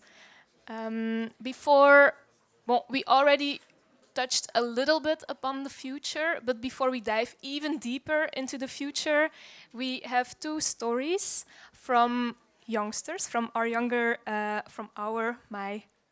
generation, that will each share from 2 very different perspectives, one in activism and one in the private sector, that will each share how their trajectories have shaped their views on international cooperation. So, very happy to welcome on stage Adélaïde Charlier and Balázs Nemet. You can already come on stage. Adélaïde is a climate and human rights advocate, and Balázs is sustainability manager for Brussels Airlines. Welcome, Adélaïde and Balázs. Good mix, thank you. I love the mix. I'm really happy actually about it. Hello everyone. I wrote my speech in French. I'm so sorry, but I really hope that you'll be fine with it. It's my mother tongue. Merci beaucoup pour l'invitation de parler de la coopération internationale. En préparant cette intervention, je vous avoue que je me suis vraiment posé la question de comment contribuer à votre travail sans bien connaître en fait votre activité. Donc je ne vais pas prétendre d'être experte parce que je ne le suis pas, mais par contre je vais vous parler de mon expérience. Moi je m'appelle Adélaïde et officiellement on dit de moi, comme vous l'avez entendu, que je suis une activiste pour la justice climatique. C'est en tout cas l'étiquette qu'on m'a collée au front au tout début de mon engagement et aujourd'hui je la porte avec fierté. J'ai 24 ans et ça fait maintenant bientôt 7 ans que je coordonne le mouvement de la justice climatique à travers l'Europe et on essaye de construire des ponts entre les mobilisations citoyennes et le monde politique pour qu'il soit à un niveau national et à un niveau européen. Notre objectif il est très simple, c'est obtenir des politiques climatiques et sociales ambitieuses et les aligner sur les alertes scientifiques. Mon parcours il a commencé en 2019 avec les grèves scolaires pour le climat. On a occupé les rues encore et encore, en Belgique, mais aussi à Berlin, à Paris, à Glasgow, Madrid, Milan, à Amsterdam, Barcelone, mais aussi à Belém et en Martinique. Et là, c'est le moment où vous vous dites, mais elle a été à Belém et en Martinique pour faire une manifestation pour le climat. Seriously? Non. J'étais en 2019 dans le cadre d'une action embarquée sur un voilier pour traverser l'Atlantique. Et nous sommes arrivés à Belém, au Brésil, où nous avons construit des alliances assez puissantes avec les organisations locales et surtout les communautés autochtones. Et je vais être honnête, ce voyage, il m'a mis quelques claques. En tant que jeune femme blanche privilégiée, j'ai dû ouvrir les yeux sur le passé colonial de mon continent, un passé qu'on ne m'avait pas vraiment expliqué à l'école.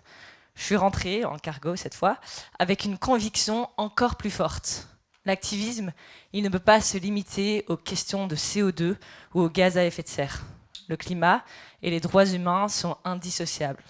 Ce voyage nous a obligés, en tant que mouvement très eurocentré, à nous décentrer, à nous demander d'où vient vraiment le dérèglement climatique.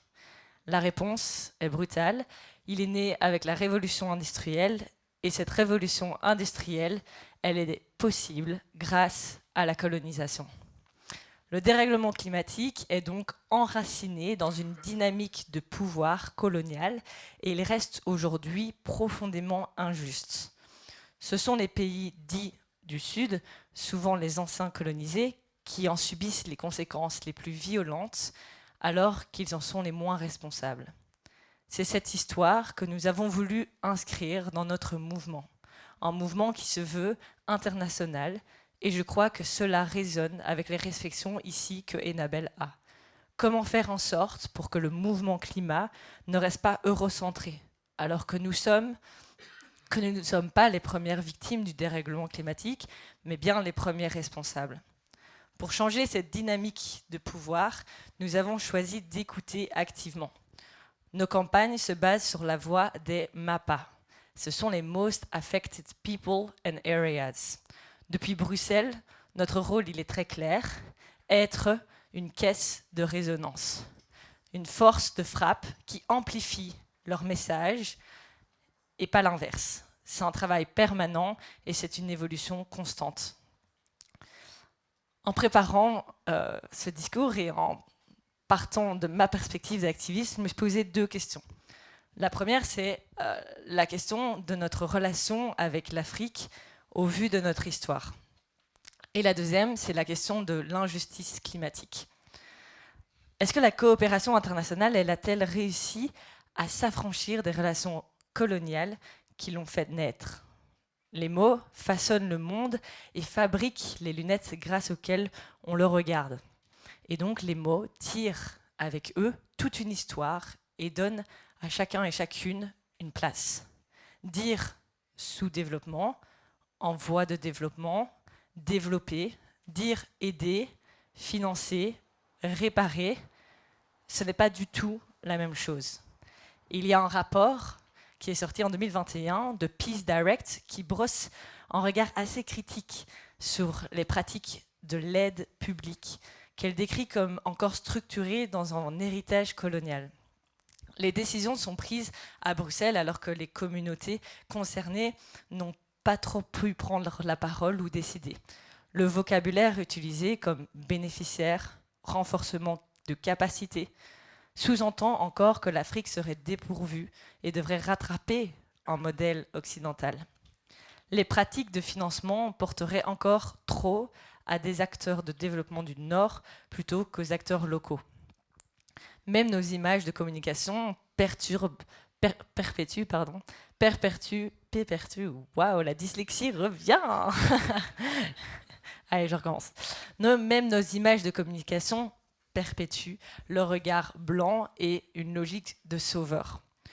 Donc je ne doute pas, évidemment, qu'Enabel s'est déjà posé la question, a déjà mené une réflexion très approfondie sur ces sujets, et je suis sûre que je ne vous apprends rien aujourd'hui, car il est clair que ce modèle, il est déjà en train de se fissurer. L'Afrique n'est plus du tout en espace passif, et d'ailleurs ne l'a jamais été. Elle revendique sa souveraineté économique et politique et elle attire de nouveaux partenaires. La Chine, on en a parlé, la Turquie, la Russie, les pays du Golfe, qui contestent, eux, maintenant, l'hégémonie européenne. Et dans cette compétition géopolitique pour les ressources, l'Europe risque, et je pense le perd déjà, toute crédibilité si elle reste enfermée dans une logique empruntée du passé. Je pense sincèrement que décoloniser la coopération, ce n'est pas du tout un luxe intellectuel. C'est une question de survie. Si la Belgique et l'Europe veulent garder une place crédible en Afrique, elles doivent changer de posture. Non plus pour parler, mais pour écouter. Et non plus pour imposer, mais pour co-construire. Et alors la seconde question que je me suis posée, c'était sur la perspective de la justice climatique. Car les déséquilibres que nous dénonçons dans la coopération se retrouvent complètement amplifiés maintenant dans une crise climatique. L'Afrique émet moins de 4% des gaz à effet de serre, peut-être que ça changera, mais ça sera quand même trop minime, et ce continent est quand même le plus vulnérable. Sécheresse, inondations, pertes agricoles, déplacements forcés par des millions de personnes. Pendant que l'Europe et l'Amérique du Nord poursuivent leur croissance énergivore, l'Afrique en paye littéralement le prix humain et économique. Ce n'est pas un simple aléa climatique, c'est une injustice historique liée 2 siècles d'industrialisation au Nord, financée par l'extraction et les ressources du Sud. Parler de coopération climatique en termes d'aide est donc trompeur. Il s'agit ici de réparation et de justice. La Belgique et l'Europe doivent assumer leurs dettes envers les pays africains et donc partager, et donc préparer l'adaptation et la transition. Ce sont des messages à noter pour la COP30, s'il vous plaît. J'espère que toutes les personnes qui y seront prennent note. Concrètement, qu'est-ce que ça veut dire? Ça veut dire qu'il faut créer plusieurs ruptures. Premièrement, la rupture sur le financer massivement l'adaptation locale, soutenir la souveraineté énergétique et alimentaire, rompre avec l'extractivisme, donner aux acteurs africains une place centrale dans la gouvernance climatique mondiale.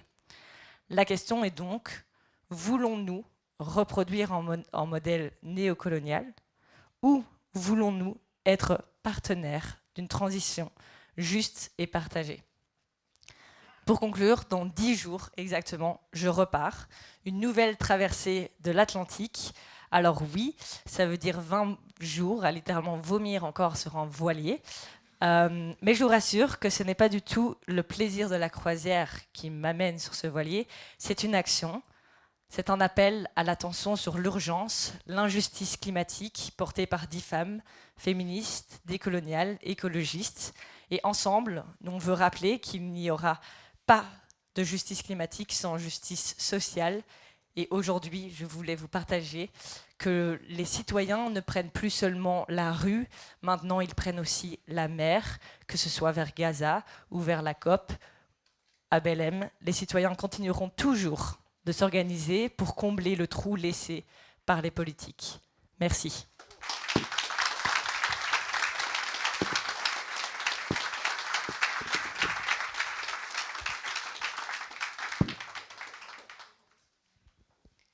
Good evening, everyone.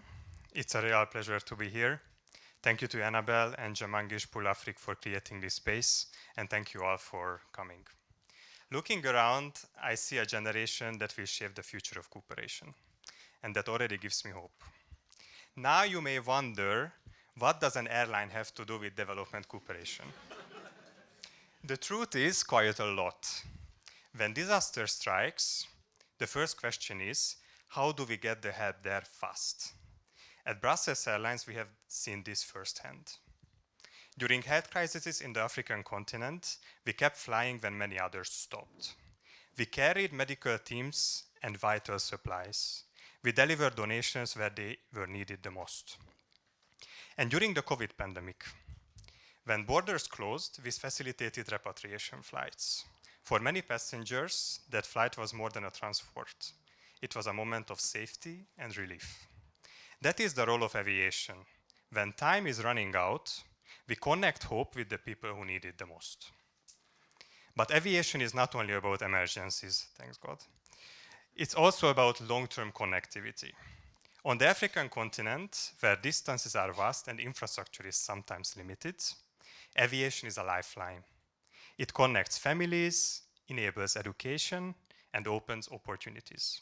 That's why Brussels Airlines, and before Sabena, has been present on the African continents for a century now. Because connectivity is the foundation for growth, safety, and opportunity. Earlier this year, Brussels Airlines and Enabel signed a memorandum of understanding to combine our strengths and make sure that resources are used where they have the greatest impact. This cooperation is part of Team Belgium, a common voice abroad that unites institutions, companies, NGOs, and diplomacy for more credible impact. Aviation opens doors. Development cooperation makes sure what passes through those doors truly matters.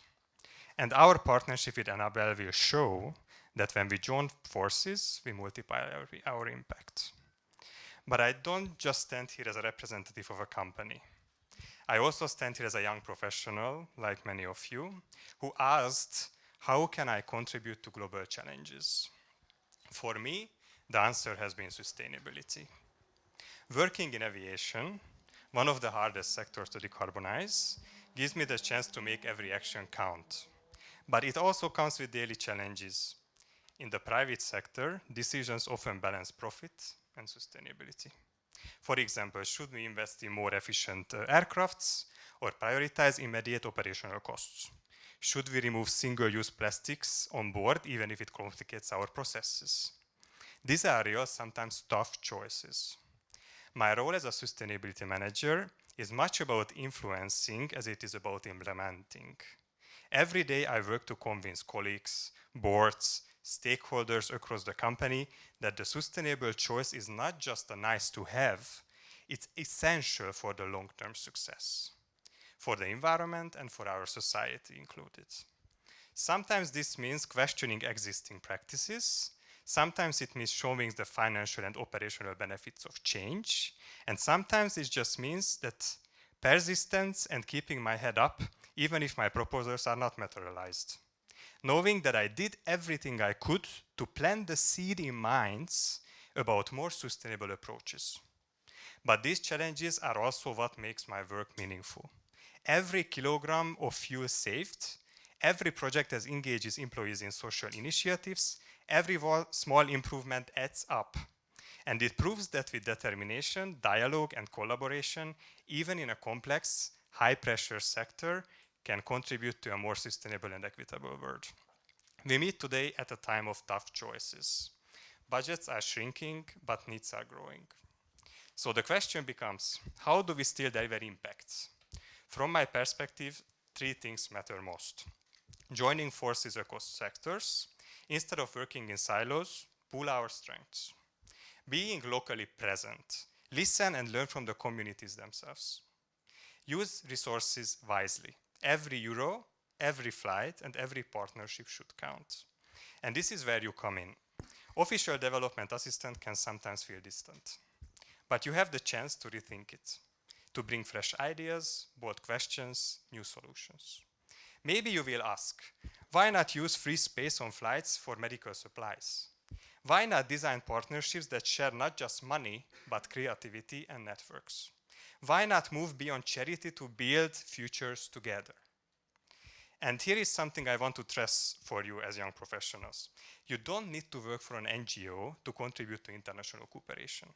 The private sector can also be the force for change by providing connectivity, creating jobs, enabling trade, or supporting humanitarian operations. Companies like ours play an essential role. So if your career takes you into the private sector, don't think of it as a step away from impact. Think of it as another way to contribute, because cooperation needs all voices and all talents. Your generation has the power to make cooperation more resilient, more relevant, and more credible. We are all facing global challenges, wars, climate change, public health crisis. And these challenges need global answers. That means everyone must be on board, public institutions, private companies, and civil societies alike. Here is the thing, people in NGOs are already convinced of the need to act. The real challenge is reaching beyond that bubble. The greatest impacts come when we engage those who are not yet fully aware or motivated, because only bringing everyone together can enable real, lasting change. Thank you, and I look forward to the conversations we will share tonight. Thank you. Thank you, Balázs and Adelaide. Really cool to have these two very different perspectives in the same room next to each other tonight. Are you ready for the second panel? In that case, I gladly invite Sarah Kinsbergen on stage. She is a professor in anthropology and development studies for the Radboud University in the Netherlands, and she will introduce her own panelists. Yeah, they come to the floor. While they take their seats, I just wanted to share something with you. How are you doing, by the way? Yeah, is there still some energy left? Before we start, I just want to share, I'm suffering from a bit of an identity crisis since I took my seat there. So it's like over 20 years ago, I moved from Belgium to the Netherlands. And when I started my academic career there, I was invited quite often for panels, and it was very clear I was there for one reason. They needed a young woman with a migration background, and that was me. And now I'm very much aware that I am here as the old woman from the Netherlands to ask, I think, frank questions, because that is what Dutch people do, to this younger generation. So I struggle, yeah. But I'm very happy that we can build on all the first panel, but also the speakers that were here, and that I can delve with this very diverse group of people representing, if I do it roughly, academia, business, NGO, but also somehow government, and that we can delve into that future of development cooperation. So I'm very happy we can do that. And I will introduce the panel members briefly when I start talking to them. But also here, we first would like to reach out to you as an audience, and when we start reflecting on this situation we currently find ourselves in, with facing the largest global budget cuts we've ever seen since 75 years of development cooperation, and agendas that shift to national priorities as never before. So, yeah, the question to you is like, do you consider this primarily as a crisis, damaging real lives and communities and organizations? Or do you primarily consider this to be a wake-up call to start reimagining a different way of doing development, or maybe letting go of development, doing international cooperation? So let's see what you come up with. And of course, also our panel. But you probably thought already a bit about that.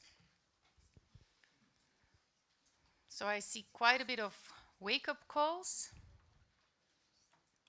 The wake-up call is gaining from the crisis. Zunera, Radboud University. Zunera is, yeah, she's my colleague, and I know Zunera has a bit of a soft spot as a researcher. This is my way of introducing her, for studying a bit the darker sides of development cooperation. She has a weak spot of studying unintended effects of development cooperation, but especially on how to tackle these. So she's kind of an engaged critical development scholar, I would say. Zunera, what would be your answer? Is this a wake-up call or a crisis? One word. Wake-up call. Okay. Thank you, Zunera. And then we have Mukhtar Ba. He's the president and founder of the Brussels Africa Hub. So you are representing the business for me. Is this a wake-up call or a crisis? Wake-up call, yeah. I think people are afraid to say crisis, that they have to leave the panel or something like that. There's no wrong or right answer, just to be sure. And then we have for you, this is a home, how do you say this? Een thuiswedstrijd? Like this, this is your home. Yeah, Alice Hubens, you're a sustainable procurement officer. I have to say, I had to ask ChatGPT what that actually is. So you're dealing with everything. You have a background in law, and you deal with everything that has to do with making sure that doing good is done right. Is that kind of, can I summarize your work like that? Yeah, with a keen eye for human rights and inclusion, and making sure that programs really do what they have to do. Yeah, what is this? A crisis? Or, yeah, no, I did a bad job. I should not trust chat, of course.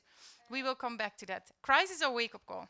Crisis. A crisis. Okay, thanks a lot for your different perspective. And then we have Emily Wiegans. You're the EU director of the One campaign. I feel very like in your space. I'm so sorry for that. Like, but okay. What is this for you? It's a wake-up call. So we have some wake-up calls, and we have a crisis. And then we have there like wake-up call and a crisis. Okay, thanks a lot. So let's delve into this one. Mukhtar, normally we do ladies first, but yeah, you're like the minority on this stage, so I give you the floor now. So you argue strongly, and for those that would like to read more about it, you wrote an interesting piece, or you were addressed or interviewed in the TED, and you make this strong argument that we have to go from a shift from aid to investment. And I would like you to reflect a little bit, like, is this for you like a technical shift, like we just have to look for resources in other pockets, or is this for you more than a bit of a technical shift where the money comes from? Is this a paradigm shift when you talk about this?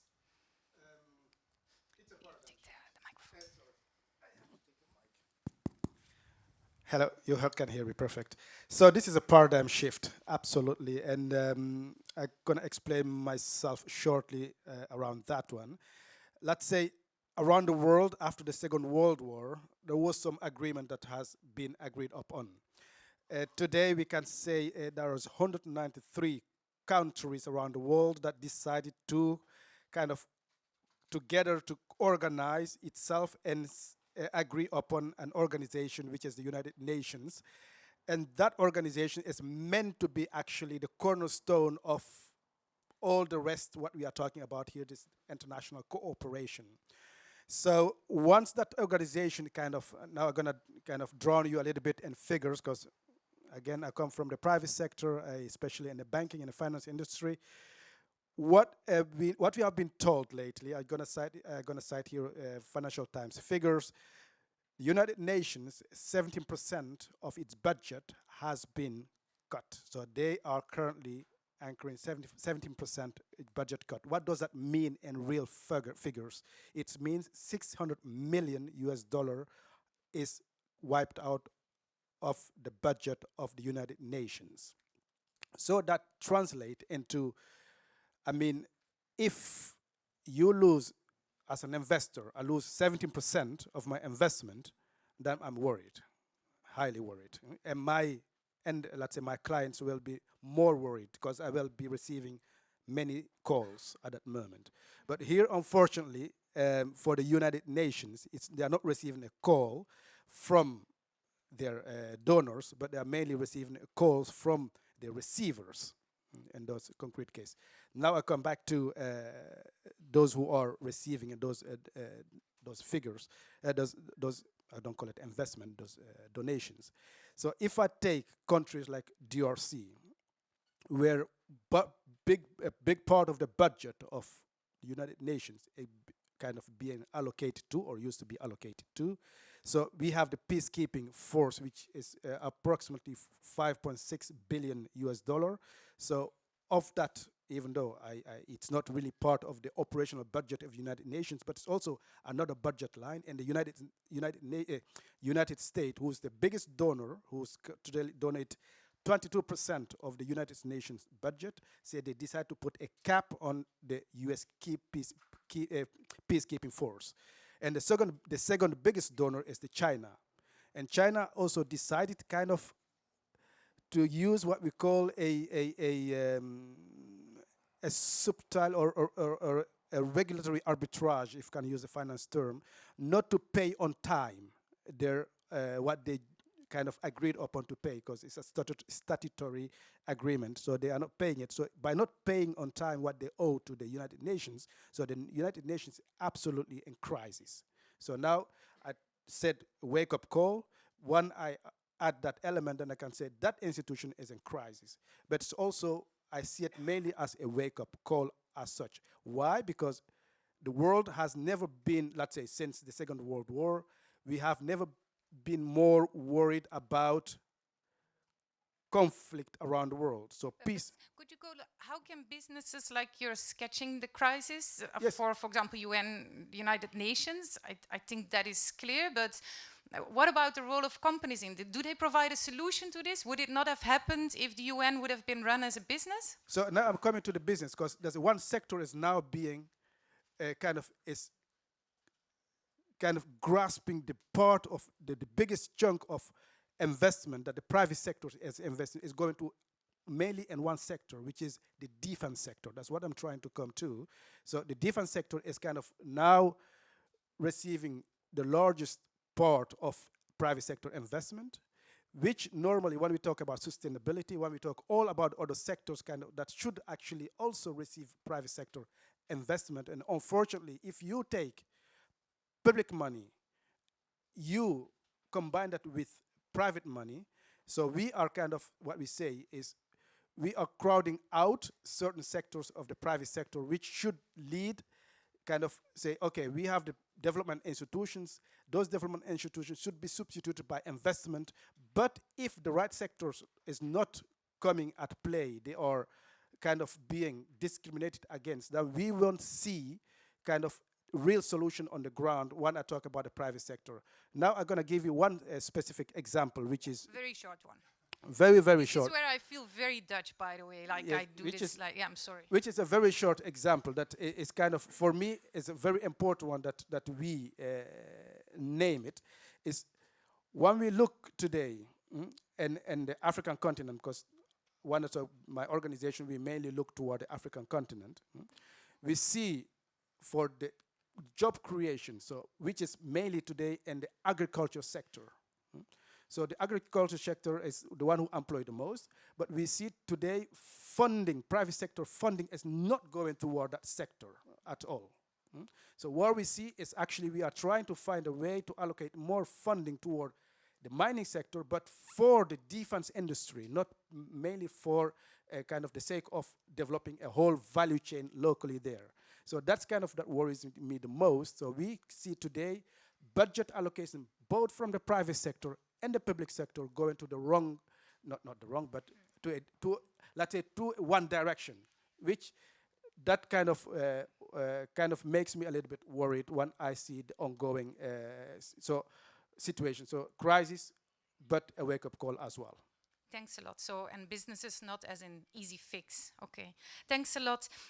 Emily, your work is all about amplifying advocacy voices across the globe, as I try to summarize it very briefly, for people fighting for more funding, more resources for education and healthcare. And how do you see this citizen-led advocacy? What is the role of citizen-led advocacy campaigns or citizen-led advocators in the current phase we find ourselves in? Thanks. So, if any. Well, actually, unsurprisingly, I think citizen-led advocacy and activism actually has like a very crucial role to play today. And I think, especially when you look at kind of where the power is and where the influence is, and how we can really shift decisions and unlock more resources for development, be that health, be that education. And I think where I see a lot of the power today, it's not necessarily in the kind of the development ministries or even in the foreign affairs ministries. I think there is a lot more power and influence in finance ministries than I think there has been for a very, very long time. And I think that's because ODA, I think, to kind of answer the question of the first panel a little bit, is it worth defending? Yes, absolutely. Like, I think there's still going to be a role for ODA in the future, particularly when it comes to like the least developed countries, particularly when it comes to fragile contexts. ODA is still going to have a critical role to play. But if we want to unlock the scale of financing needed to really tackle some of the big development challenges that we're facing, we need to look at other areas like debt. We need to look at why things like borrowing costs African governments so much more than it does other governments in other parts of the world. And we need to look at, can we invest differently? Can we mobilize resources differently? I think it was Prime Minister De Croo who mentioned, global public goods. Right? And, could we have some kind of fund for global public goods like health security, like climate security, where, all countries pay in, maybe but via a levy or a kind of a new innovative tax. They all have a say on how that money is spent, and they all draw down on that budget. And I think that speaks to kind of how we retain kind of the relevance of development financing and how it evolves to have more impact. So thinking about the power and where that is situated now, and a lot of that I think is, it falls into the hands of people working in finance ministries. Again, like the people who are the head of these ministries are oftentimes they are politicians, and I think that is where citizen activism is really, really essential, because they have a political constituency they respond to. It might be a local constituency, but it might also be, young people within their same political family. And I think it's really, really important to them, particularly as it's young people who are going to be paying for a lot of the decisions that are made today, that they really hear from young people. And I've seen that in my work. This is a very, very powerful political constituency, actually, not least because most politicians would like a nice photo shoot with, surrounded by young people who are kind of holding them to account.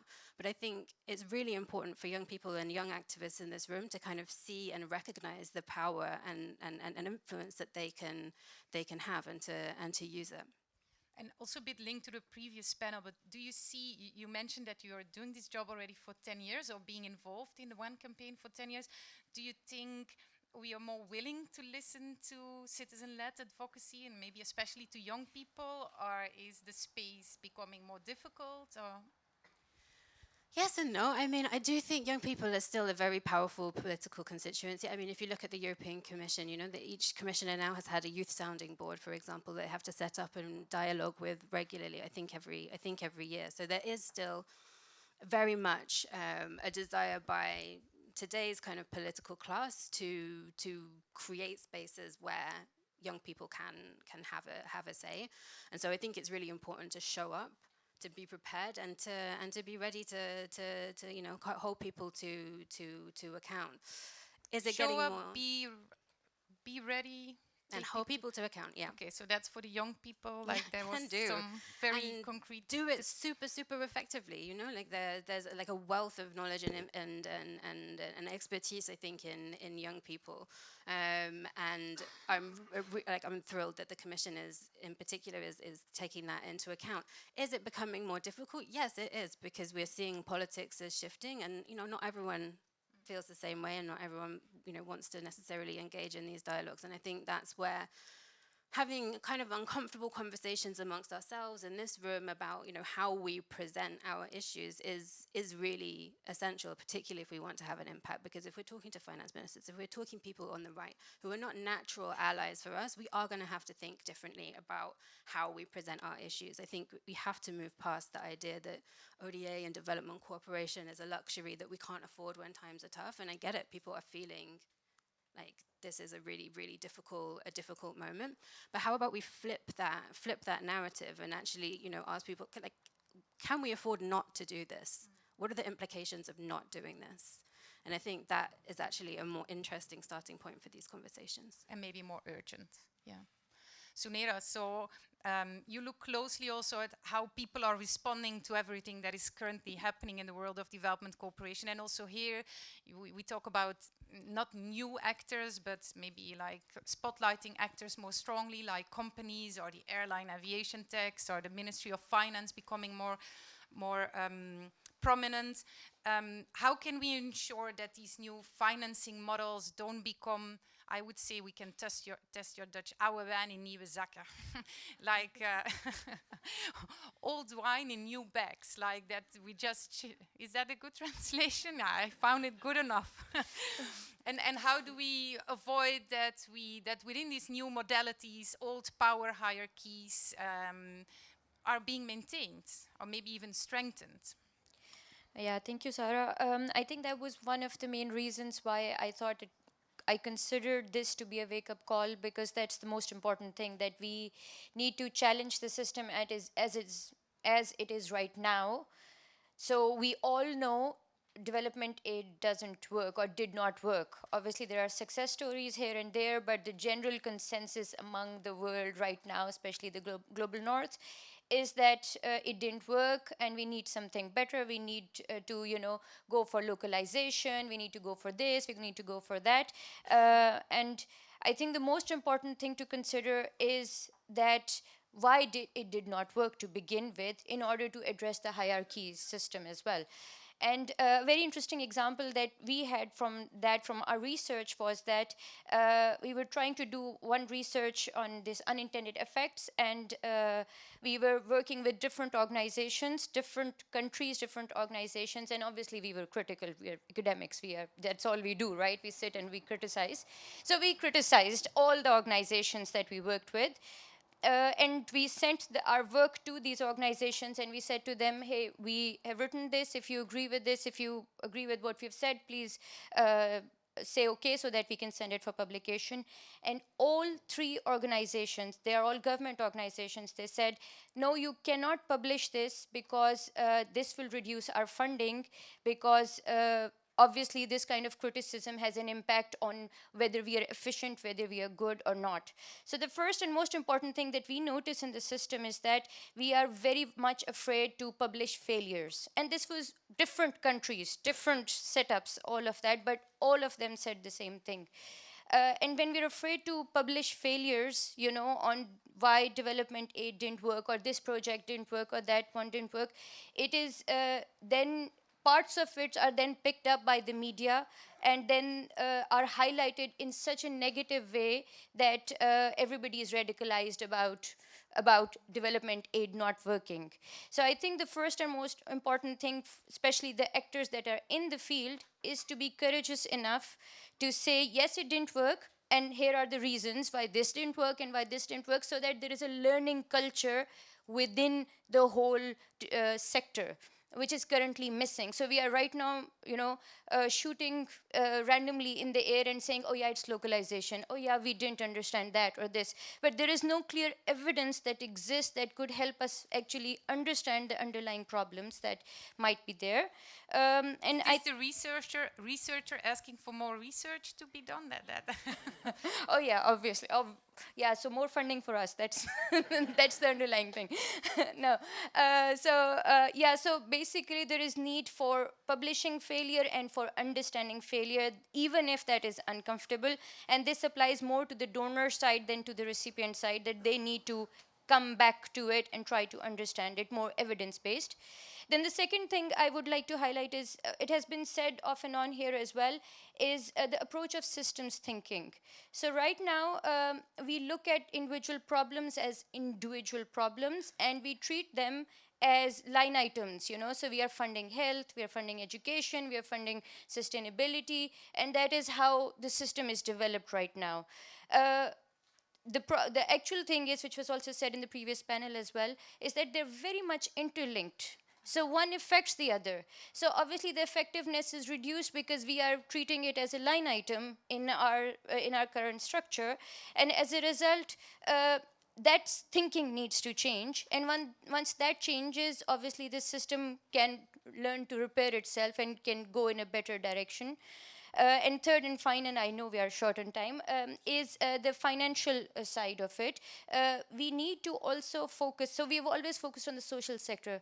We said we need to improve health, we need to improve sustainability, but there has been very, very little focus on improving the financial markets in the global south.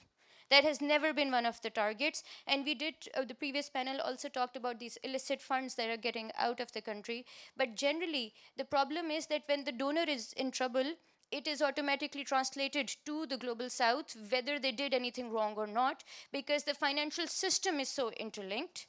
And there should be a focus on, strengthening the financial markets that exist in those countries. And I think with this, for the moment, I stop. Okay, thanks a lot, Zuneo. So without making maybe bad assessments on people's ages here in the panel, I think we end with the future, Alice. Okay, I did a very bad job in explaining your job, and I'm so sorry for that. I really tried. But I was, of course, what I got from it, I was wondering, how does responsible contract processes in which you are involved in your daily practices, what role, if any, could that play in reimagining development cooperation? Thank you for the question. I hope you can hear me. And I'm going to answer the question in French. I'm sorry. I prepared everything in French, so I apologize already. La coopération était historiquement liée. Donc, les acteurs de la coopération devaient travailler avec des acteurs et des opérateurs économiques issus du pays donateur. Petit à petit, l'aide et la coopération s'est déliée, donc a permis une certaine ouverture qui a permis aussi de prendre en compte des intérêts plus globaux dans nos propres processus. Cette ouverture s'est faite à travers différents systèmes, mais deux m'importent aujourd'hui, en tout cas, à vous mentionner. Le premier, c'est l'ouverture aux entreprises locales. Donc les entreprises locales avec lesquelles on travaille. Comment est-ce qu'on peut les inclure de plus en plus dans nos propres processus ? Un exemple qui peut être fait, c'est par exemple faire des portes ouvertes dans lesquelles on discute de nos processus qui sont parfois imaginés très très complexes, les simplifier, en tout cas dans le langage, et les rendre accessibles. Donc ça donne la chance, en tout cas à des entreprises locales, de participer et pourquoi pas de gagner aussi nos appels d'offres. Ça, c'est un premier point. Et ça, indirectement et parfois peut-être directement, impacte l'économie locale. Un deuxième point, c'est la due diligence de nous en tant qu'acteurs de la coopération. Donc, c'est prendre en compte des normes environnementales, sociales et éthiques dans nos propres opérations. Comment est-ce qu'on a mis ça en œuvre d'expérience, en tout cas chez Enabel, c'est le développement d'une politique d'achat durable et responsable. Concrètement, en RDC, on a mis en place certains, en RDC, donc République démocratique du Congo, on a mis en place certains contrats dans lesquels on insistait que les entreprises avec lesquelles on travaille payent un salaire décent, qui c'est différent d'un salaire minimum, donc un salaire décent à leurs employés qui exécutent nos contrats. Donc on essaye ici d'intégrer ce qu'on défend dans nos propres opérations, de manière assez structurelle également. Donc ces ouvertures-là sont nécessaires, doivent être continuées. Et par contre, on remarque qu'aujourd'hui, avec les différentes tendances actuelles, on retourne un peu vers une aide liée. En fait, on a de moins en moins d'ouverture, on se retourne un peu vers les intérêts nationaux, les entreprises nationales. Et en soi, c'est pas tellement un problème de se tourner vers le secteur privé. Je pense qu'on doit travailler ensemble, mais il faut toujours prendre en compte cet aspect de due diligence, devoir de vigilance et s'assurer que tout l'impact qu'on a soit positif, ou en tout cas qu'on recherche l'impact positif à chaque fois. Merci. I hope you saw me nodding. I was pretending I was understanding Alice, but I lived so long in the Netherlands. No, of course, I did understand. No, that was me trying to make a joke. I could do it in English if you want. I like the way you described very concrete interventions that can make a real difference in lives of professionals and the organizations you're also working with. So I understand better how your work can really directly impact also to this reimagination of how you want to engage with each other. And you also are a member of the youth sounding board of Enabel, if I'm correct. Yeah. So I was wondering, like, some brief final thoughts from your side, like what is in your perspective, like the role of young people these days in everything what is happening? I think I'm going to start with saying that I'm going to speak with my own view. You can also do it in French. Ah oui. French. Donc français. On va faire un peu de parité. Il y a eu beaucoup d'anglais. On retourne un peu à ma base, le français. Donc j'ai parlé selon ma propre perception, ma propre vue et selon ma propre expérience, parce qu'il y a énormément de vues et de positions différentes dans les jeunesses et il y a énormément de mouvements et d'engagements différents. Le mien est différent des autres. Par contre, ce que je constate globalement, c'est que la jeunesse est une force. Et on l'a déjà mentionné tout à l'heure, la force de la jeunesse, c'est qu'on n'est pas là depuis suffisamment longtemps pour accepter les récits établis. Donc notre responsabilité et notre force, c'est de remettre en question et de pousser pour une amélioration constante. Ce qui fait qu'on a en fait une place, on a la place est méritée, entre guillemets, sur la table de discussion. Maintenant, on estime, moi ce que je vois aussi beaucoup, et je pense que ça se voit aussi par tout le monde, c'est que on crée des espaces d'expression pour les jeunes, mais pour cocher des cases. Et pas nécessairement pour vraiment considérer ce que dit la jeunesse. Et ça, pour moi, c'est un point faible. On doit vraiment pouvoir être d'accord tous ensemble, mais aussi agir sur le fait que la jeunesse fait partie de la solution. Les jeunes font partie de la solution. Et j'étais junior aussi pendant 2 ans en RDC. Ensuite, je suis membre du Youth Sounding Board de Enabel. Ça sonne vraiment très professionnel. I assume it is. It is. J'ai beaucoup de collègues très professionnels avec moi dans ce sounding board. Donc tout ça c'est très professionnel et c'est chez Enabel. Your boss is here, eh? Just that's for why. You. I know. Je me suis perdue. Donc oui, je suis membre donc aussi du Youth Sounding Board. Ce sont des initiatives très importantes qui permettent aux jeunes de remettre un pied en fait dans la coopération internationale. Surtout que c'est un milieu, je ne suis pas là depuis très longtemps, mais je sais que c'est un milieu très fermé, surtout aujourd'hui avec les coupes budgétaires, c'est compliqué d'accéder à un emploi dans la coopération internationale. Donc un programme comme le programme Junior qui nous permet de rentrer dans la coopération et d'avoir une expérience à l'étranger qui nous permet aussi de nous déconstruire d'une certaine manière, sont très importants. Et ça nous permet en fait de pouvoir influencer tout ce milieu international d'aide, comme on dit, je déteste ce mot, voilà, donc de coopération internationale, je préfère utiliser ça. C'est une façon pour nous de pouvoir rentrer dans le système et essayer un peu de l'influencer. Et pour l'influencer et pour pouvoir l'influencer, il faut qu'on accepte la jeunesse, il faut qu'on nous encourage et il faut qu'on considère en fait cette influence qu'on veut avoir. Merci. Thanks a lot. Of course, I'm also being watched for keeping. I got this watch because I forgot mine, but I'm not going to give it back. It's a gold one, I think, really. Yeah. So just giving the floor to the audience, and you can also write down questions or share questions for the two very strong keynote speakers. So both for the panel as for the keynote speakers, all your thoughts on the reimagining or the crisis, the NGO, the government, the business, or the critical academic, feel free to share them. And this is also, sorry for doing this Belgium, the Netherlands comparison, but in the Netherlands, everyone will be like this and they will be blah, blah, blah. Yeah, I like this. I saw a hand, but now, of course, I was talking. Yeah, sorry. Bonjour à tous, Théodore, programme junior à Ricolto. J'aimerais poser quelque chose où je me suis rendu compte, la semaine passée, j'étais aux assises de la coopération. Et là, en fait, c'était un peu une bande de gauchos, quelque part, qui se retrouvaient tous. Et qu'est-ce que je voyais, en fait, et qu'est-ce que j'ai vu, c'est quelque part qu'il y avait une alliance qui était très forte entre les agents de la coopération, enfin les personnes qui travaillent dans la coopération, et les syndicats. C'est une alliance très belle que j'ai pu voir dans l'évolution de mon engagement militant et professionnel. Et alors, ce que je me rends compte, c'est que les acteurs de la coopération, ils peuvent discuter avec certaines personnes que les agents ou les personnes des syndicats n'arrivent pas à parler. Et du coup, j'ai envie de mettre un peu sur la table la question des alliances. Et de là, voilà, on parle de privé, mais il y a une multitude d'acteurs privés.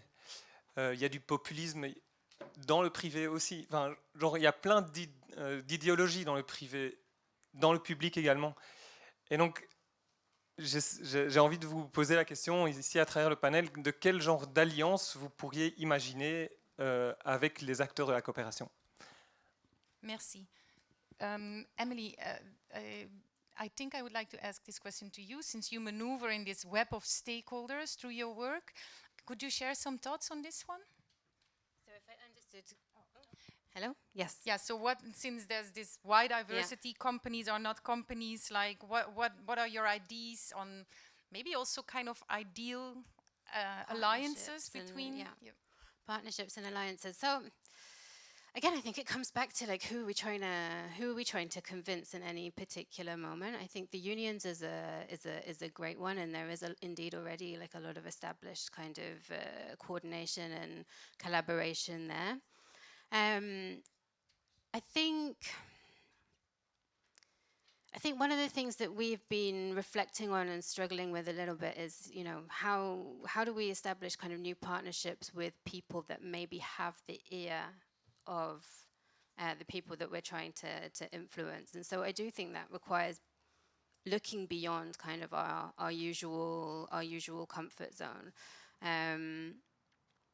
The private sector can be tricky, but there are also lots of good actors, I think, there who act in good faith as well. So I think that's one area. And I think, you know, we have to take the debate, I think, beyond kind of this room and try and have it in different places. So who are then the partners there that can help us do that? And I think more and more, I think there needs to be a conversation about development and security and the overlaps there. And so looking at, you know, people like, you know, the Paris Peace Forum or the Munich Security Conference, we need to be having conversations around, you know, health security and climate security there, and trying to reach kind of new and different audiences, because, you know, there is so much overlap there, and I worry at times that we're not always being heard. So I think in terms of alliances and partnerships, I think for me an interesting space to consider at the moment is really that kind of security arena. So moving even more beyond our maybe safe bubbles also. Yeah, indeed. Okay. I'm looking at this. So is there time for another question? Is there... oh, yeah, this Mr. on the left. Oh, I'm too old for... Yeah.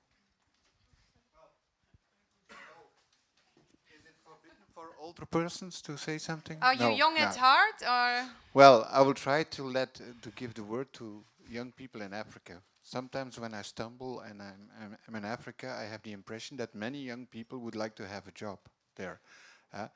And I think 20 or 30 million people every year come to the labor market there. So I think it's important to consider that. And at the same time, the World Investment Report of UNCTAD was published lately. And if you look at it, there's no continent which receives so few foreign direct investment as Africa. If you look at per capita, it's really very behind all the others. Asia is still in the neighborhood, but yeah, North America is off the scale. So if Mr. Trump is complaining, well, they are receiving the most investment in North America. But so my question is, if we know that the volumes of ODA are totally not sufficient, so should ODA not think about this? How are you going to help to solve this employment crisis that will be worse and worse in Africa? Don't you have to think about this? How can we play a role in that? Yeah. Sunera.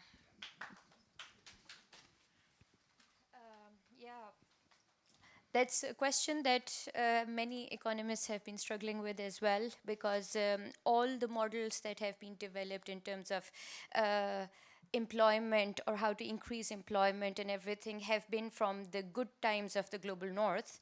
So they don't really apply anymore. Right, because there hasn't been any major revolution like the Industrial Revolution that happened here or something that could absorb the market at the moment.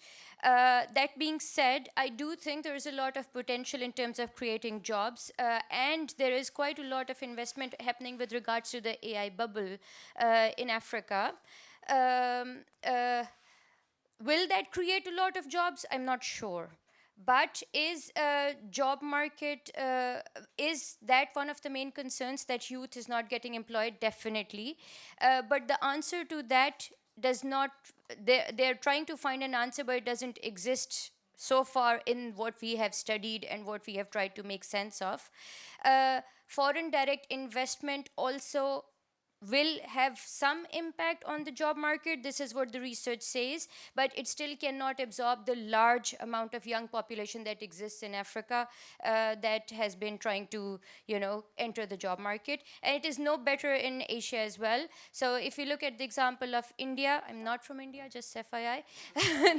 But if you look at the example of India, we also see over there that most of the youth is being absorbed in infrastructure projects, which are temporary things. They will not lead to long-term sustainable employment either. So youth employment or youth engagement in that sense is a very big issue. And you see all the political things that are happening in Nepal, and then before that Bangladesh, and also parts of Africa, including Kenya, is all linked to this. So do I have an answer for your question? No. But to be very honest, at this point, nobody does.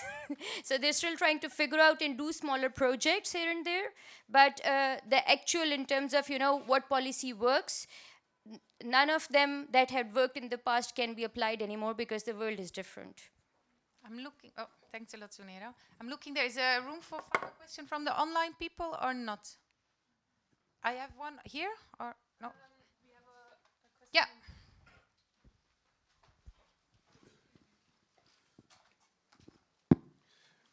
Good evening. My name is Nee Simmons. I'm the founder and executive director of Diaspora Country Index. My friend Mukhtar invited me. I'm based in DC, and we're dealing with some challenges right now. And I think one of the issues we're having on the continent, my parents are from Ghana, I'm Ghanaian American. One of the issues we're having is not only do we have the lack of jobs, we just are not creating value. We export our cocoa out of Africa. I call it Wakanda. And we export our value outside, and there's not value creation on the continent, number one. Number two, this whole global gateway I've been hearing about for the past 2 weeks. I'm like, okay, I get it. You're trying to secure critical rare earth minerals. How come you're not incentivizing your multinationals to extend R&D innovation labs to the continent? There's startups, there's incubators, there's all these entrepreneurial ecosystems.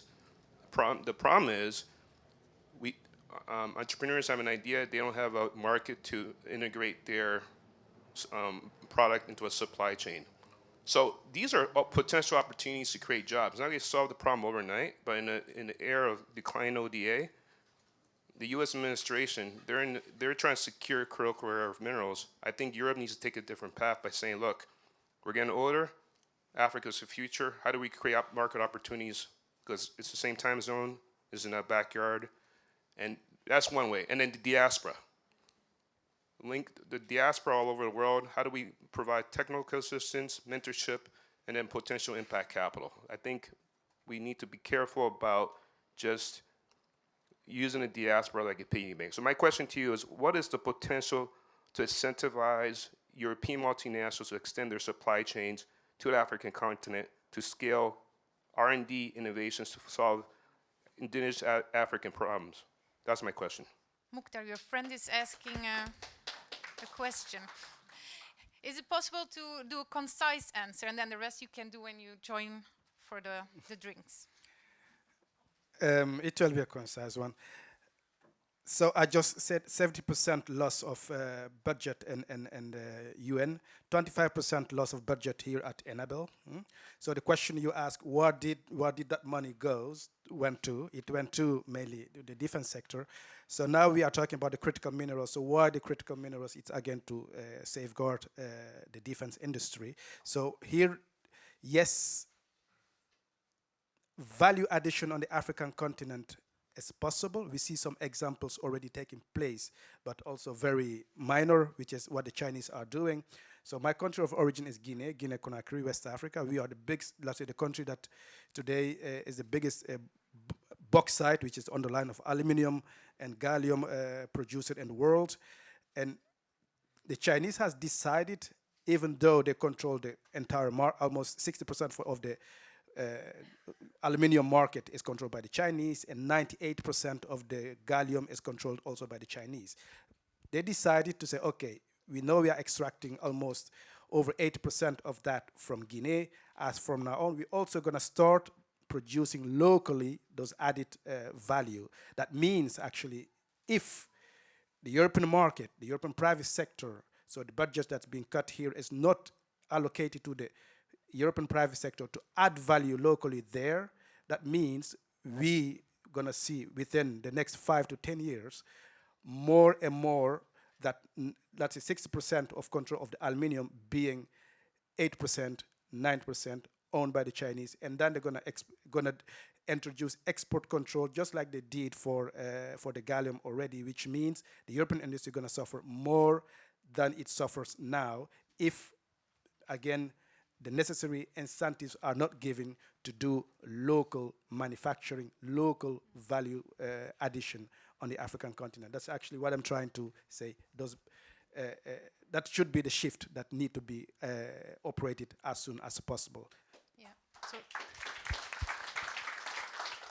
that also sounds like a question as if, are we willing to give up maybe also on our own position in that whole value chain and for example, move our research and development to some African countries, for example, instead of just sourcing and calling that private investment. And okay, I think...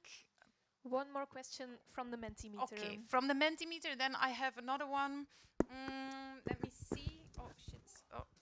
Oh no, not shit, but yes. Yeah. I had this one, but it was, this one is also for you, Mukhtar. So how can we ensure that growing influence of the private sector does not cause ODA to lose its moral compass? So can that go hand in hand? Private investment, private sector, and morality? It's a good one. Or is this one for during the drinks, like you, to reflect on that one? No, it's for me, actually, it's all about impact at the end of the day, so having local impact. But again, that morality should be driven locally. So we cannot, I mean, as an investor, I cannot impose them what my values are, what my moralities are. I mean, so they need to kind of, if they want to attract my capital, they need to guide me actually through their own, let's say, investment guidelines, if I can put it. So in terms of investment, we always speak about investment guidelines. So I have my investment guidelines, which is because what I do is regulate it. So I expect them also there locally to come up with their own investment guidelines, which would allow us then to kind of find, that's the next challenge, to see whether we can have what we say compatibility between the guidelines of the country, of the receiving country, and the one who's kind of sending the capital to that country. That's another challenge that we need to kind of solve within the banking and the finance industry anyway, because today, and then I finish, for a Europe-based investor to channel capital to the African continent is very difficult because you are confronted with many, many, many Europe-based views of how investment should be done. So we need also to listen to what the receivers are telling us. Thanks a lot. Thank you. Alice, the final word is for you. What do you take from this whole evening? What do you take back to the youth sounding board? That's a difficult question. That it was very warm here. That's the first thing that I'm going to take. I'm going to ask why. There is a lot that has been said. And to come back to the first question, is it in crisis or not? I said that it was in crisis because the way it was taken, the way it was abruptly taken, and I was on the field, as we said it. I was in Kinshasa, and I left Kinshasa in June, I don't recall. It was a long time ago.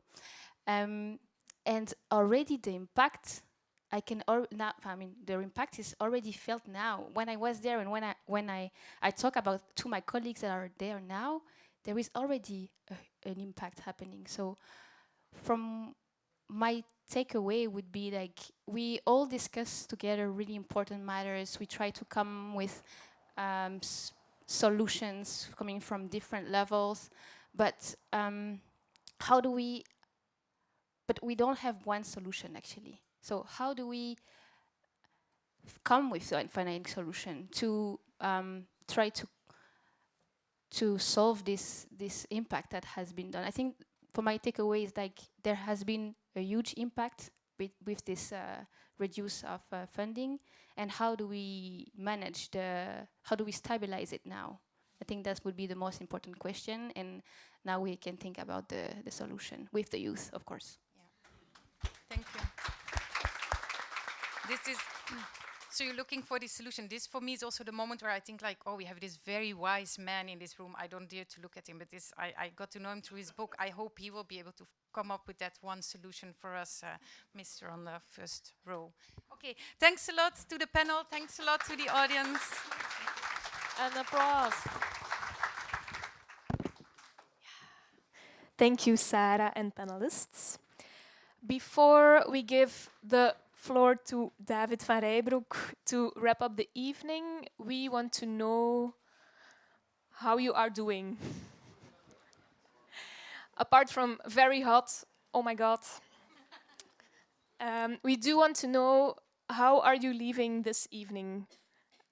That's why we are opening up the Mentimeter one more time to share the questions that you are leaving with. So we will no longer be answering them, but let's gather them and leave them as food for thought for all of us.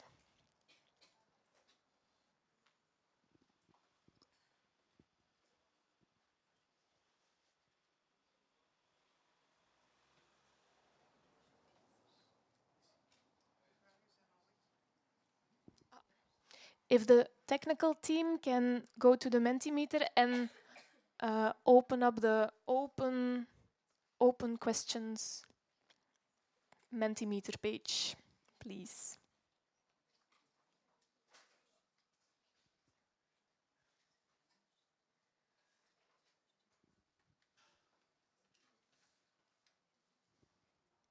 Which questions do you still have leaving this evening?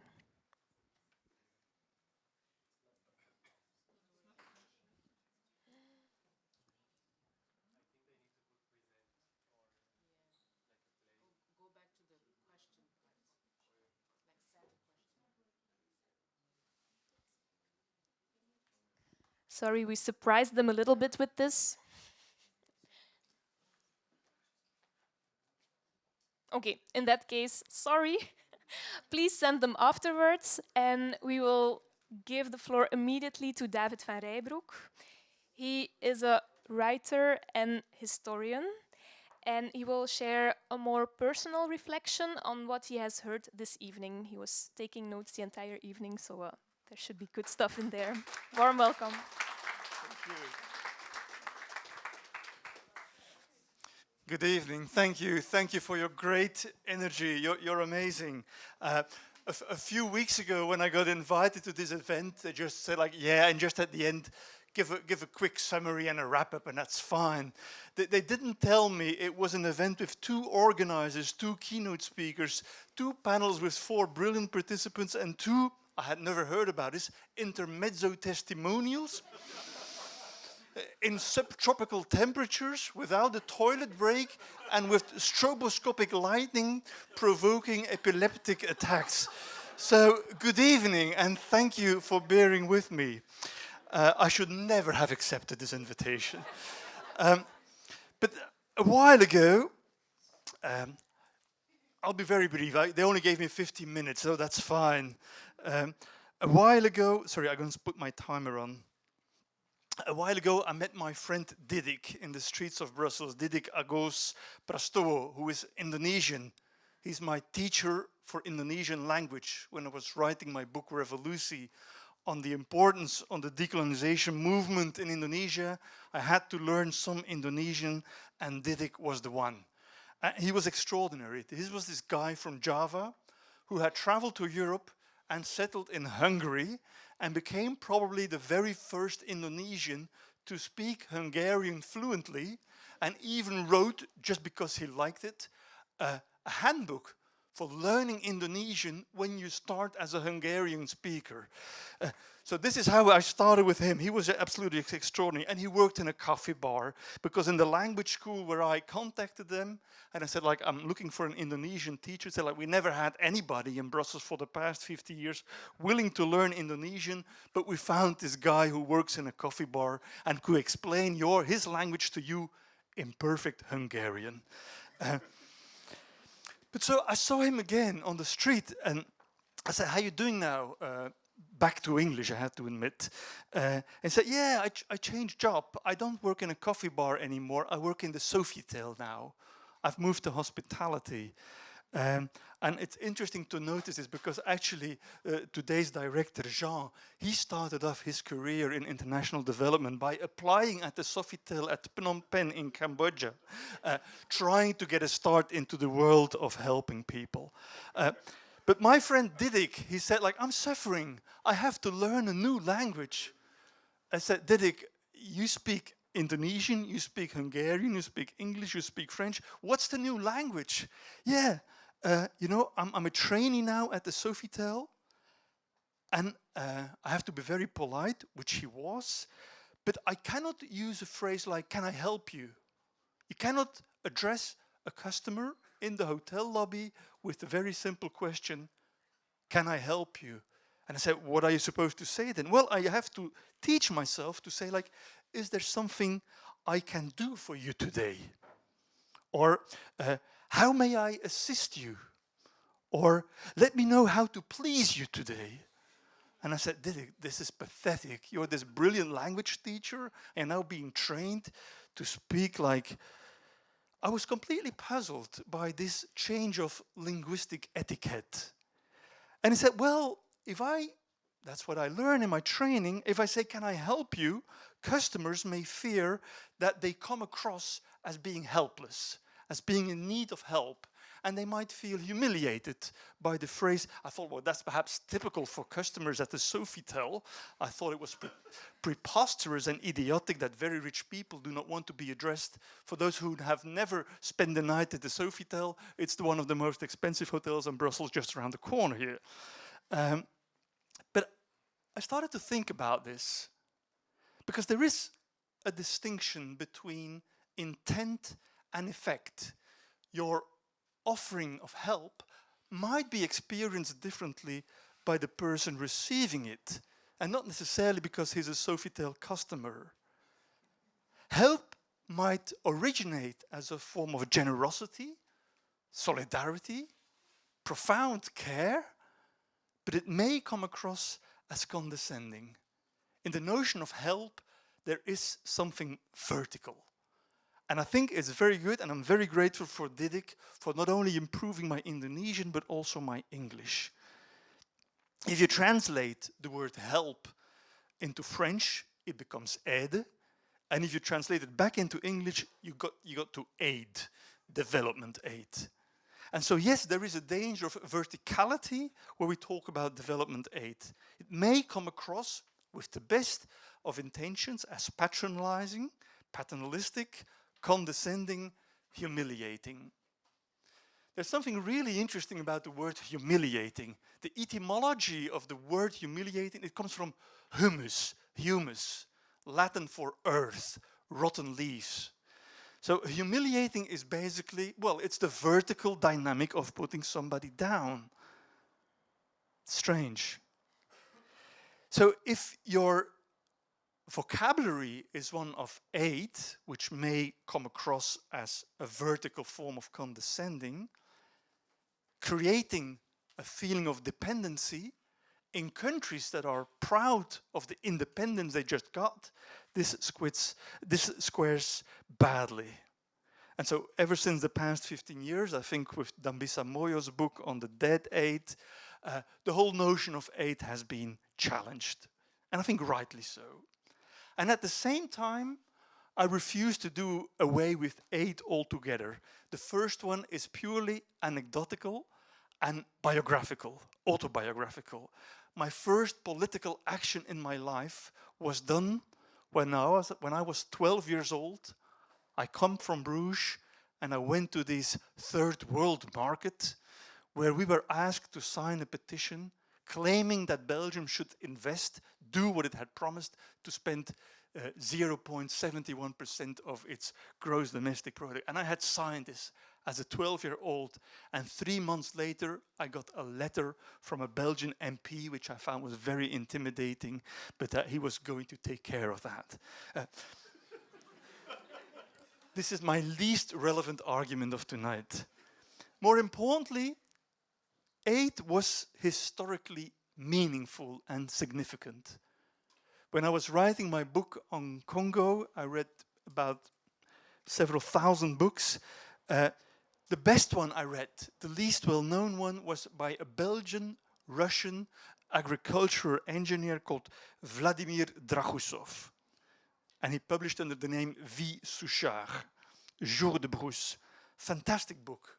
Written, it's his wartime diary in Congo in the 1940s. And he is this critical, enlightened, smart colonialist, very progressive, seeing that independence is near, supporting this dynamic. And he even became vice director of agriculture here at the Ministry for Congo, Rwanda, Burundi.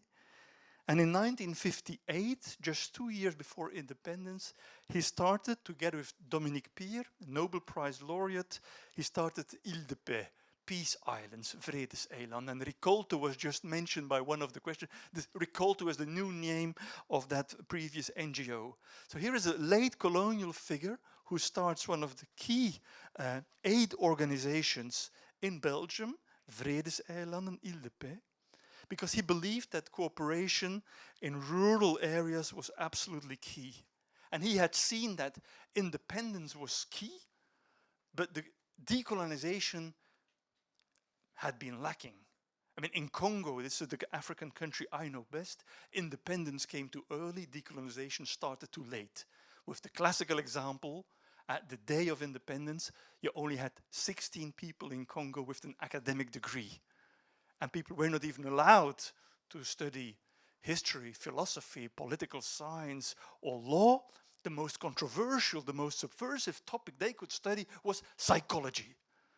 So here you had to run a country in 1960, a country the size of Western Europe with 16 shrinks. So aid was meant as a transitional measure to make sure that this independence, which had to come and which was urgent, had to be accompanied until a later date. And one of the most progressive voices in the 1950s in Belgium had said, in 1955, he said, like, Congo has to become independent. We have to prepare this independence, and we think we're going to need 30 years. So it's 1955 now. In 1985, Congo will be ready for it. This was Jean Valerde, the most progressive colonial thinker of his time. So this time was not given because of political circumstances, and aid was perhaps this transitional measure. So I do want to, I don't like the idea that we do away with aid altogether and it's silly. There's always some arrogance from the present towards the past. And every generation thinks there's the first one who are really into justice and really fair and know what should be done. Now, people have been doing things on a fair, sincere and just way in the past, but the dynamics were different. But so if we are now changing from a vertical to a more horizontal dynamic, from aid to investment, and from investment that has to be social and sustainable, I think that's a good thing. But these investments should have, investments as such are neutral. Everything is in the return on investment. Who gets what in return? If it's only the West, problematic. If it's only extractivism, problematic. And so I like the idea of a triple return on investment. The social dimension, the economic dimension, and the ecological dimension.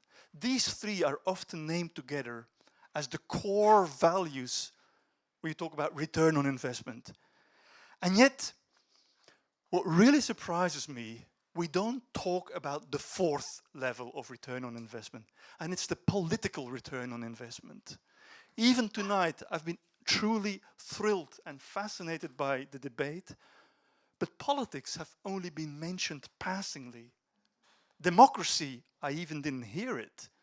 And so if we only believe that aid should become investment and investment should have, social, economic and ecological benefits, my question is, what about politics? Why don't we talk about politics? It seems as if donor countries, 5 more minutes, fine, easy. In the global north, there's such a fear of becoming neo-colonial that we don't dare to call problematic politics out anymore. We fear that if we criticize African leaders, that we become to resemble Leopold II again. And so we're very critical of Putin and Netanyahu and Trump. We call them out. But if Kagame organizes the World Championship cycling next weekend, it's fine, even if today his militia in eastern Congo has announced that it will take over all of Congo. So cycling and cynicism can go together, and we don't criticize that. Now, so if we want a more horizontal, more impactful, more measurable working together, it's been said tonight, but something has changed. It's Trump. And the effects are dramatic. $40 billion being lost, it's about a fourth to a third of the overall global development package.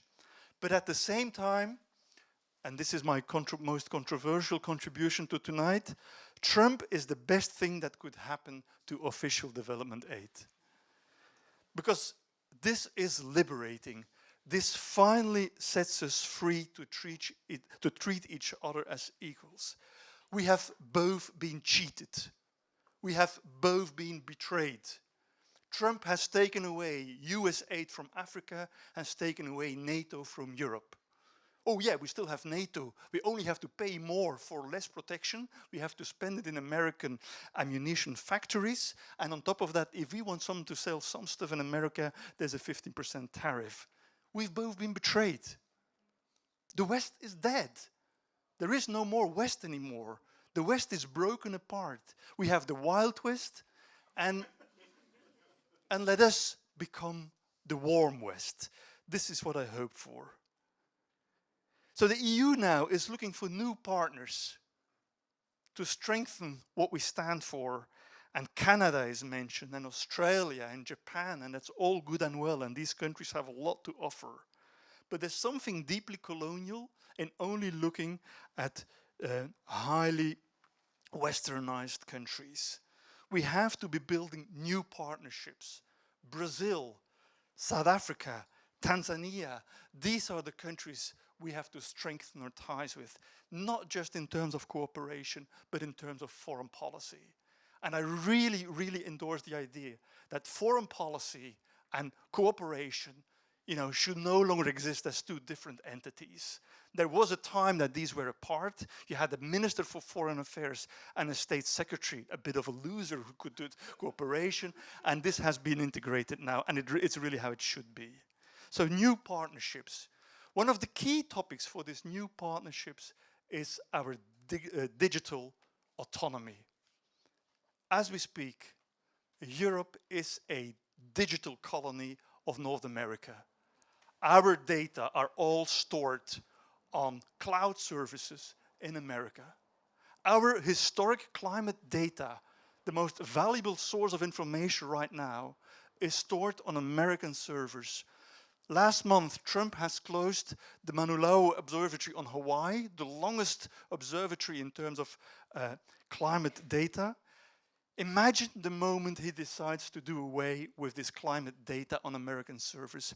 We have to repatriate our data, we have to build our own cloud services, and we have to be generous about this. This should be a European-African partnership. So what did I get? And I'm really wrapping up there. What I took from tonight's lengthy, rich, and frankly, inspiring discussions, 6 points. I'll be very briefly. First one is on European-African partnerships. First one is about language. We're talking about the deepest moral values, deepest human misery, and the highest moral aspirations and hope. And yet, I'm sorry to say, probably because I'm a writer, but I don't understand 40% of the language you use. You're horrible. No, you're not. But you almost speak like bureaucrats. You almost speak like academics. What has happened to humanitarians to speak such an inhumane language? My grandmother, my mother, does not understand what you're on about. I'm sorry. Second, if we talk about European-African partnerships, here is 2 ideas for the African partners. Don't look, and I repeat what I said, forget about the triple dividend. Economical, social, and ecological return on investment, yes, but what does it do to your governance? What does it do to your politics? That is so essential. Second one, if you replace aid by investment, fair enough, but don't forget, and Adelaide already said, there's not just only aid, there's not just investment, there is debt.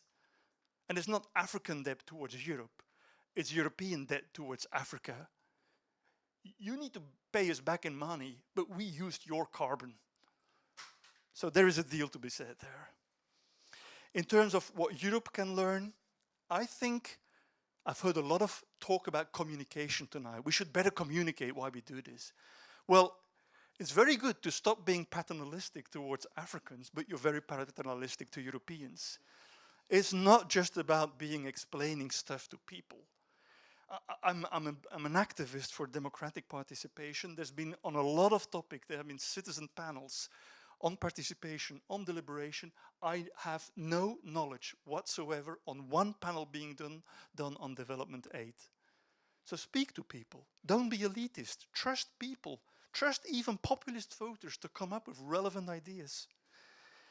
Secondly, for Europeans, why Europe? Well, I would say that Africans don't have to work with you. You're free. They can work with the Chinese, they can work with the Brazilians. And former Prime Minister Alexander De Croo said, yeah, well, we have democracy and we care about climate and we care about human rights and etc. But that's true. But as long as Europe is not speaking out against the colonialism that is happening in Gaza, it becomes very hard to convince former colonies.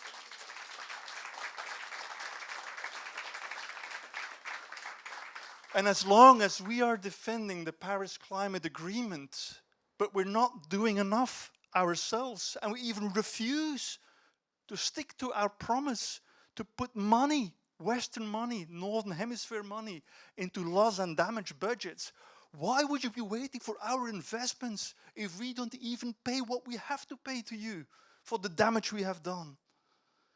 And as long as we are dealing with African dictators as if they are normal partners, why would you trust our work on strengthening your civil societies? And as long as we believe that investing in defense, because there might be a future military aggression, is more important than a guaranteed climatic aggression, why would you trust us?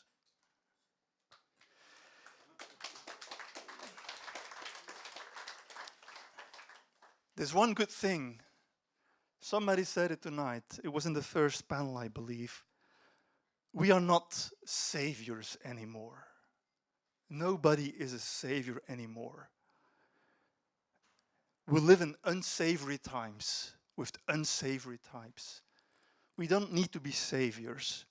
We live on one planet, which is in a very fragile state at a very, very serious moment of its history.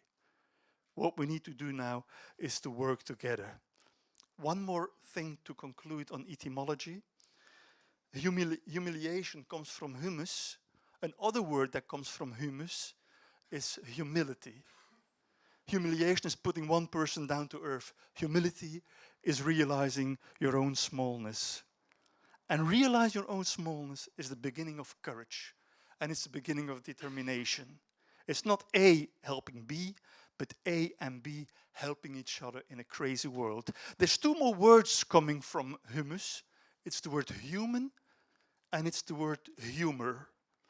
So next time you check in at the Sofitel, you may be asked a question, my fellow being, how can I make both of us laugh today? Thank you very much.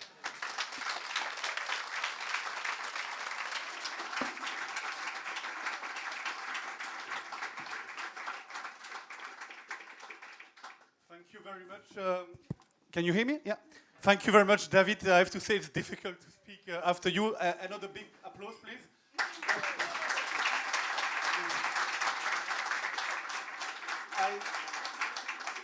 I think you were the perfect person to conclude this evening, and thank you very much for your thought, but also to reflect on what has been said. The verticality of aid and the language, I think, is very important, and I fully agree. It's what I say to my team all the time.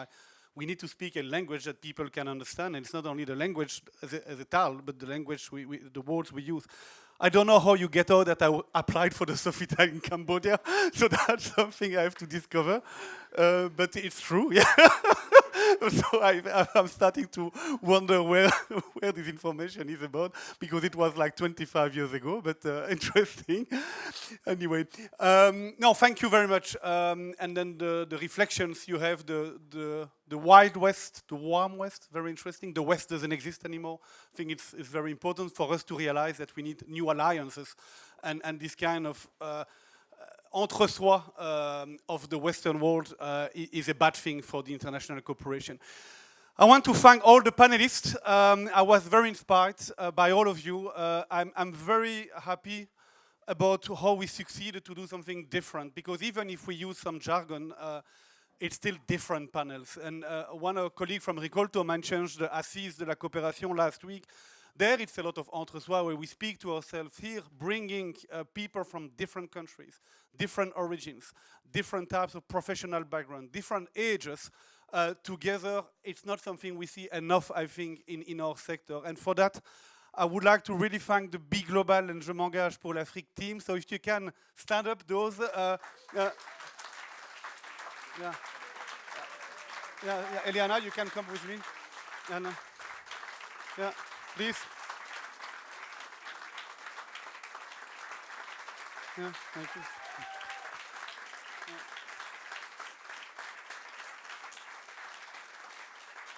Yeah.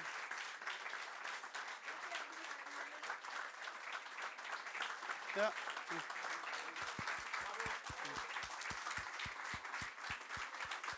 So,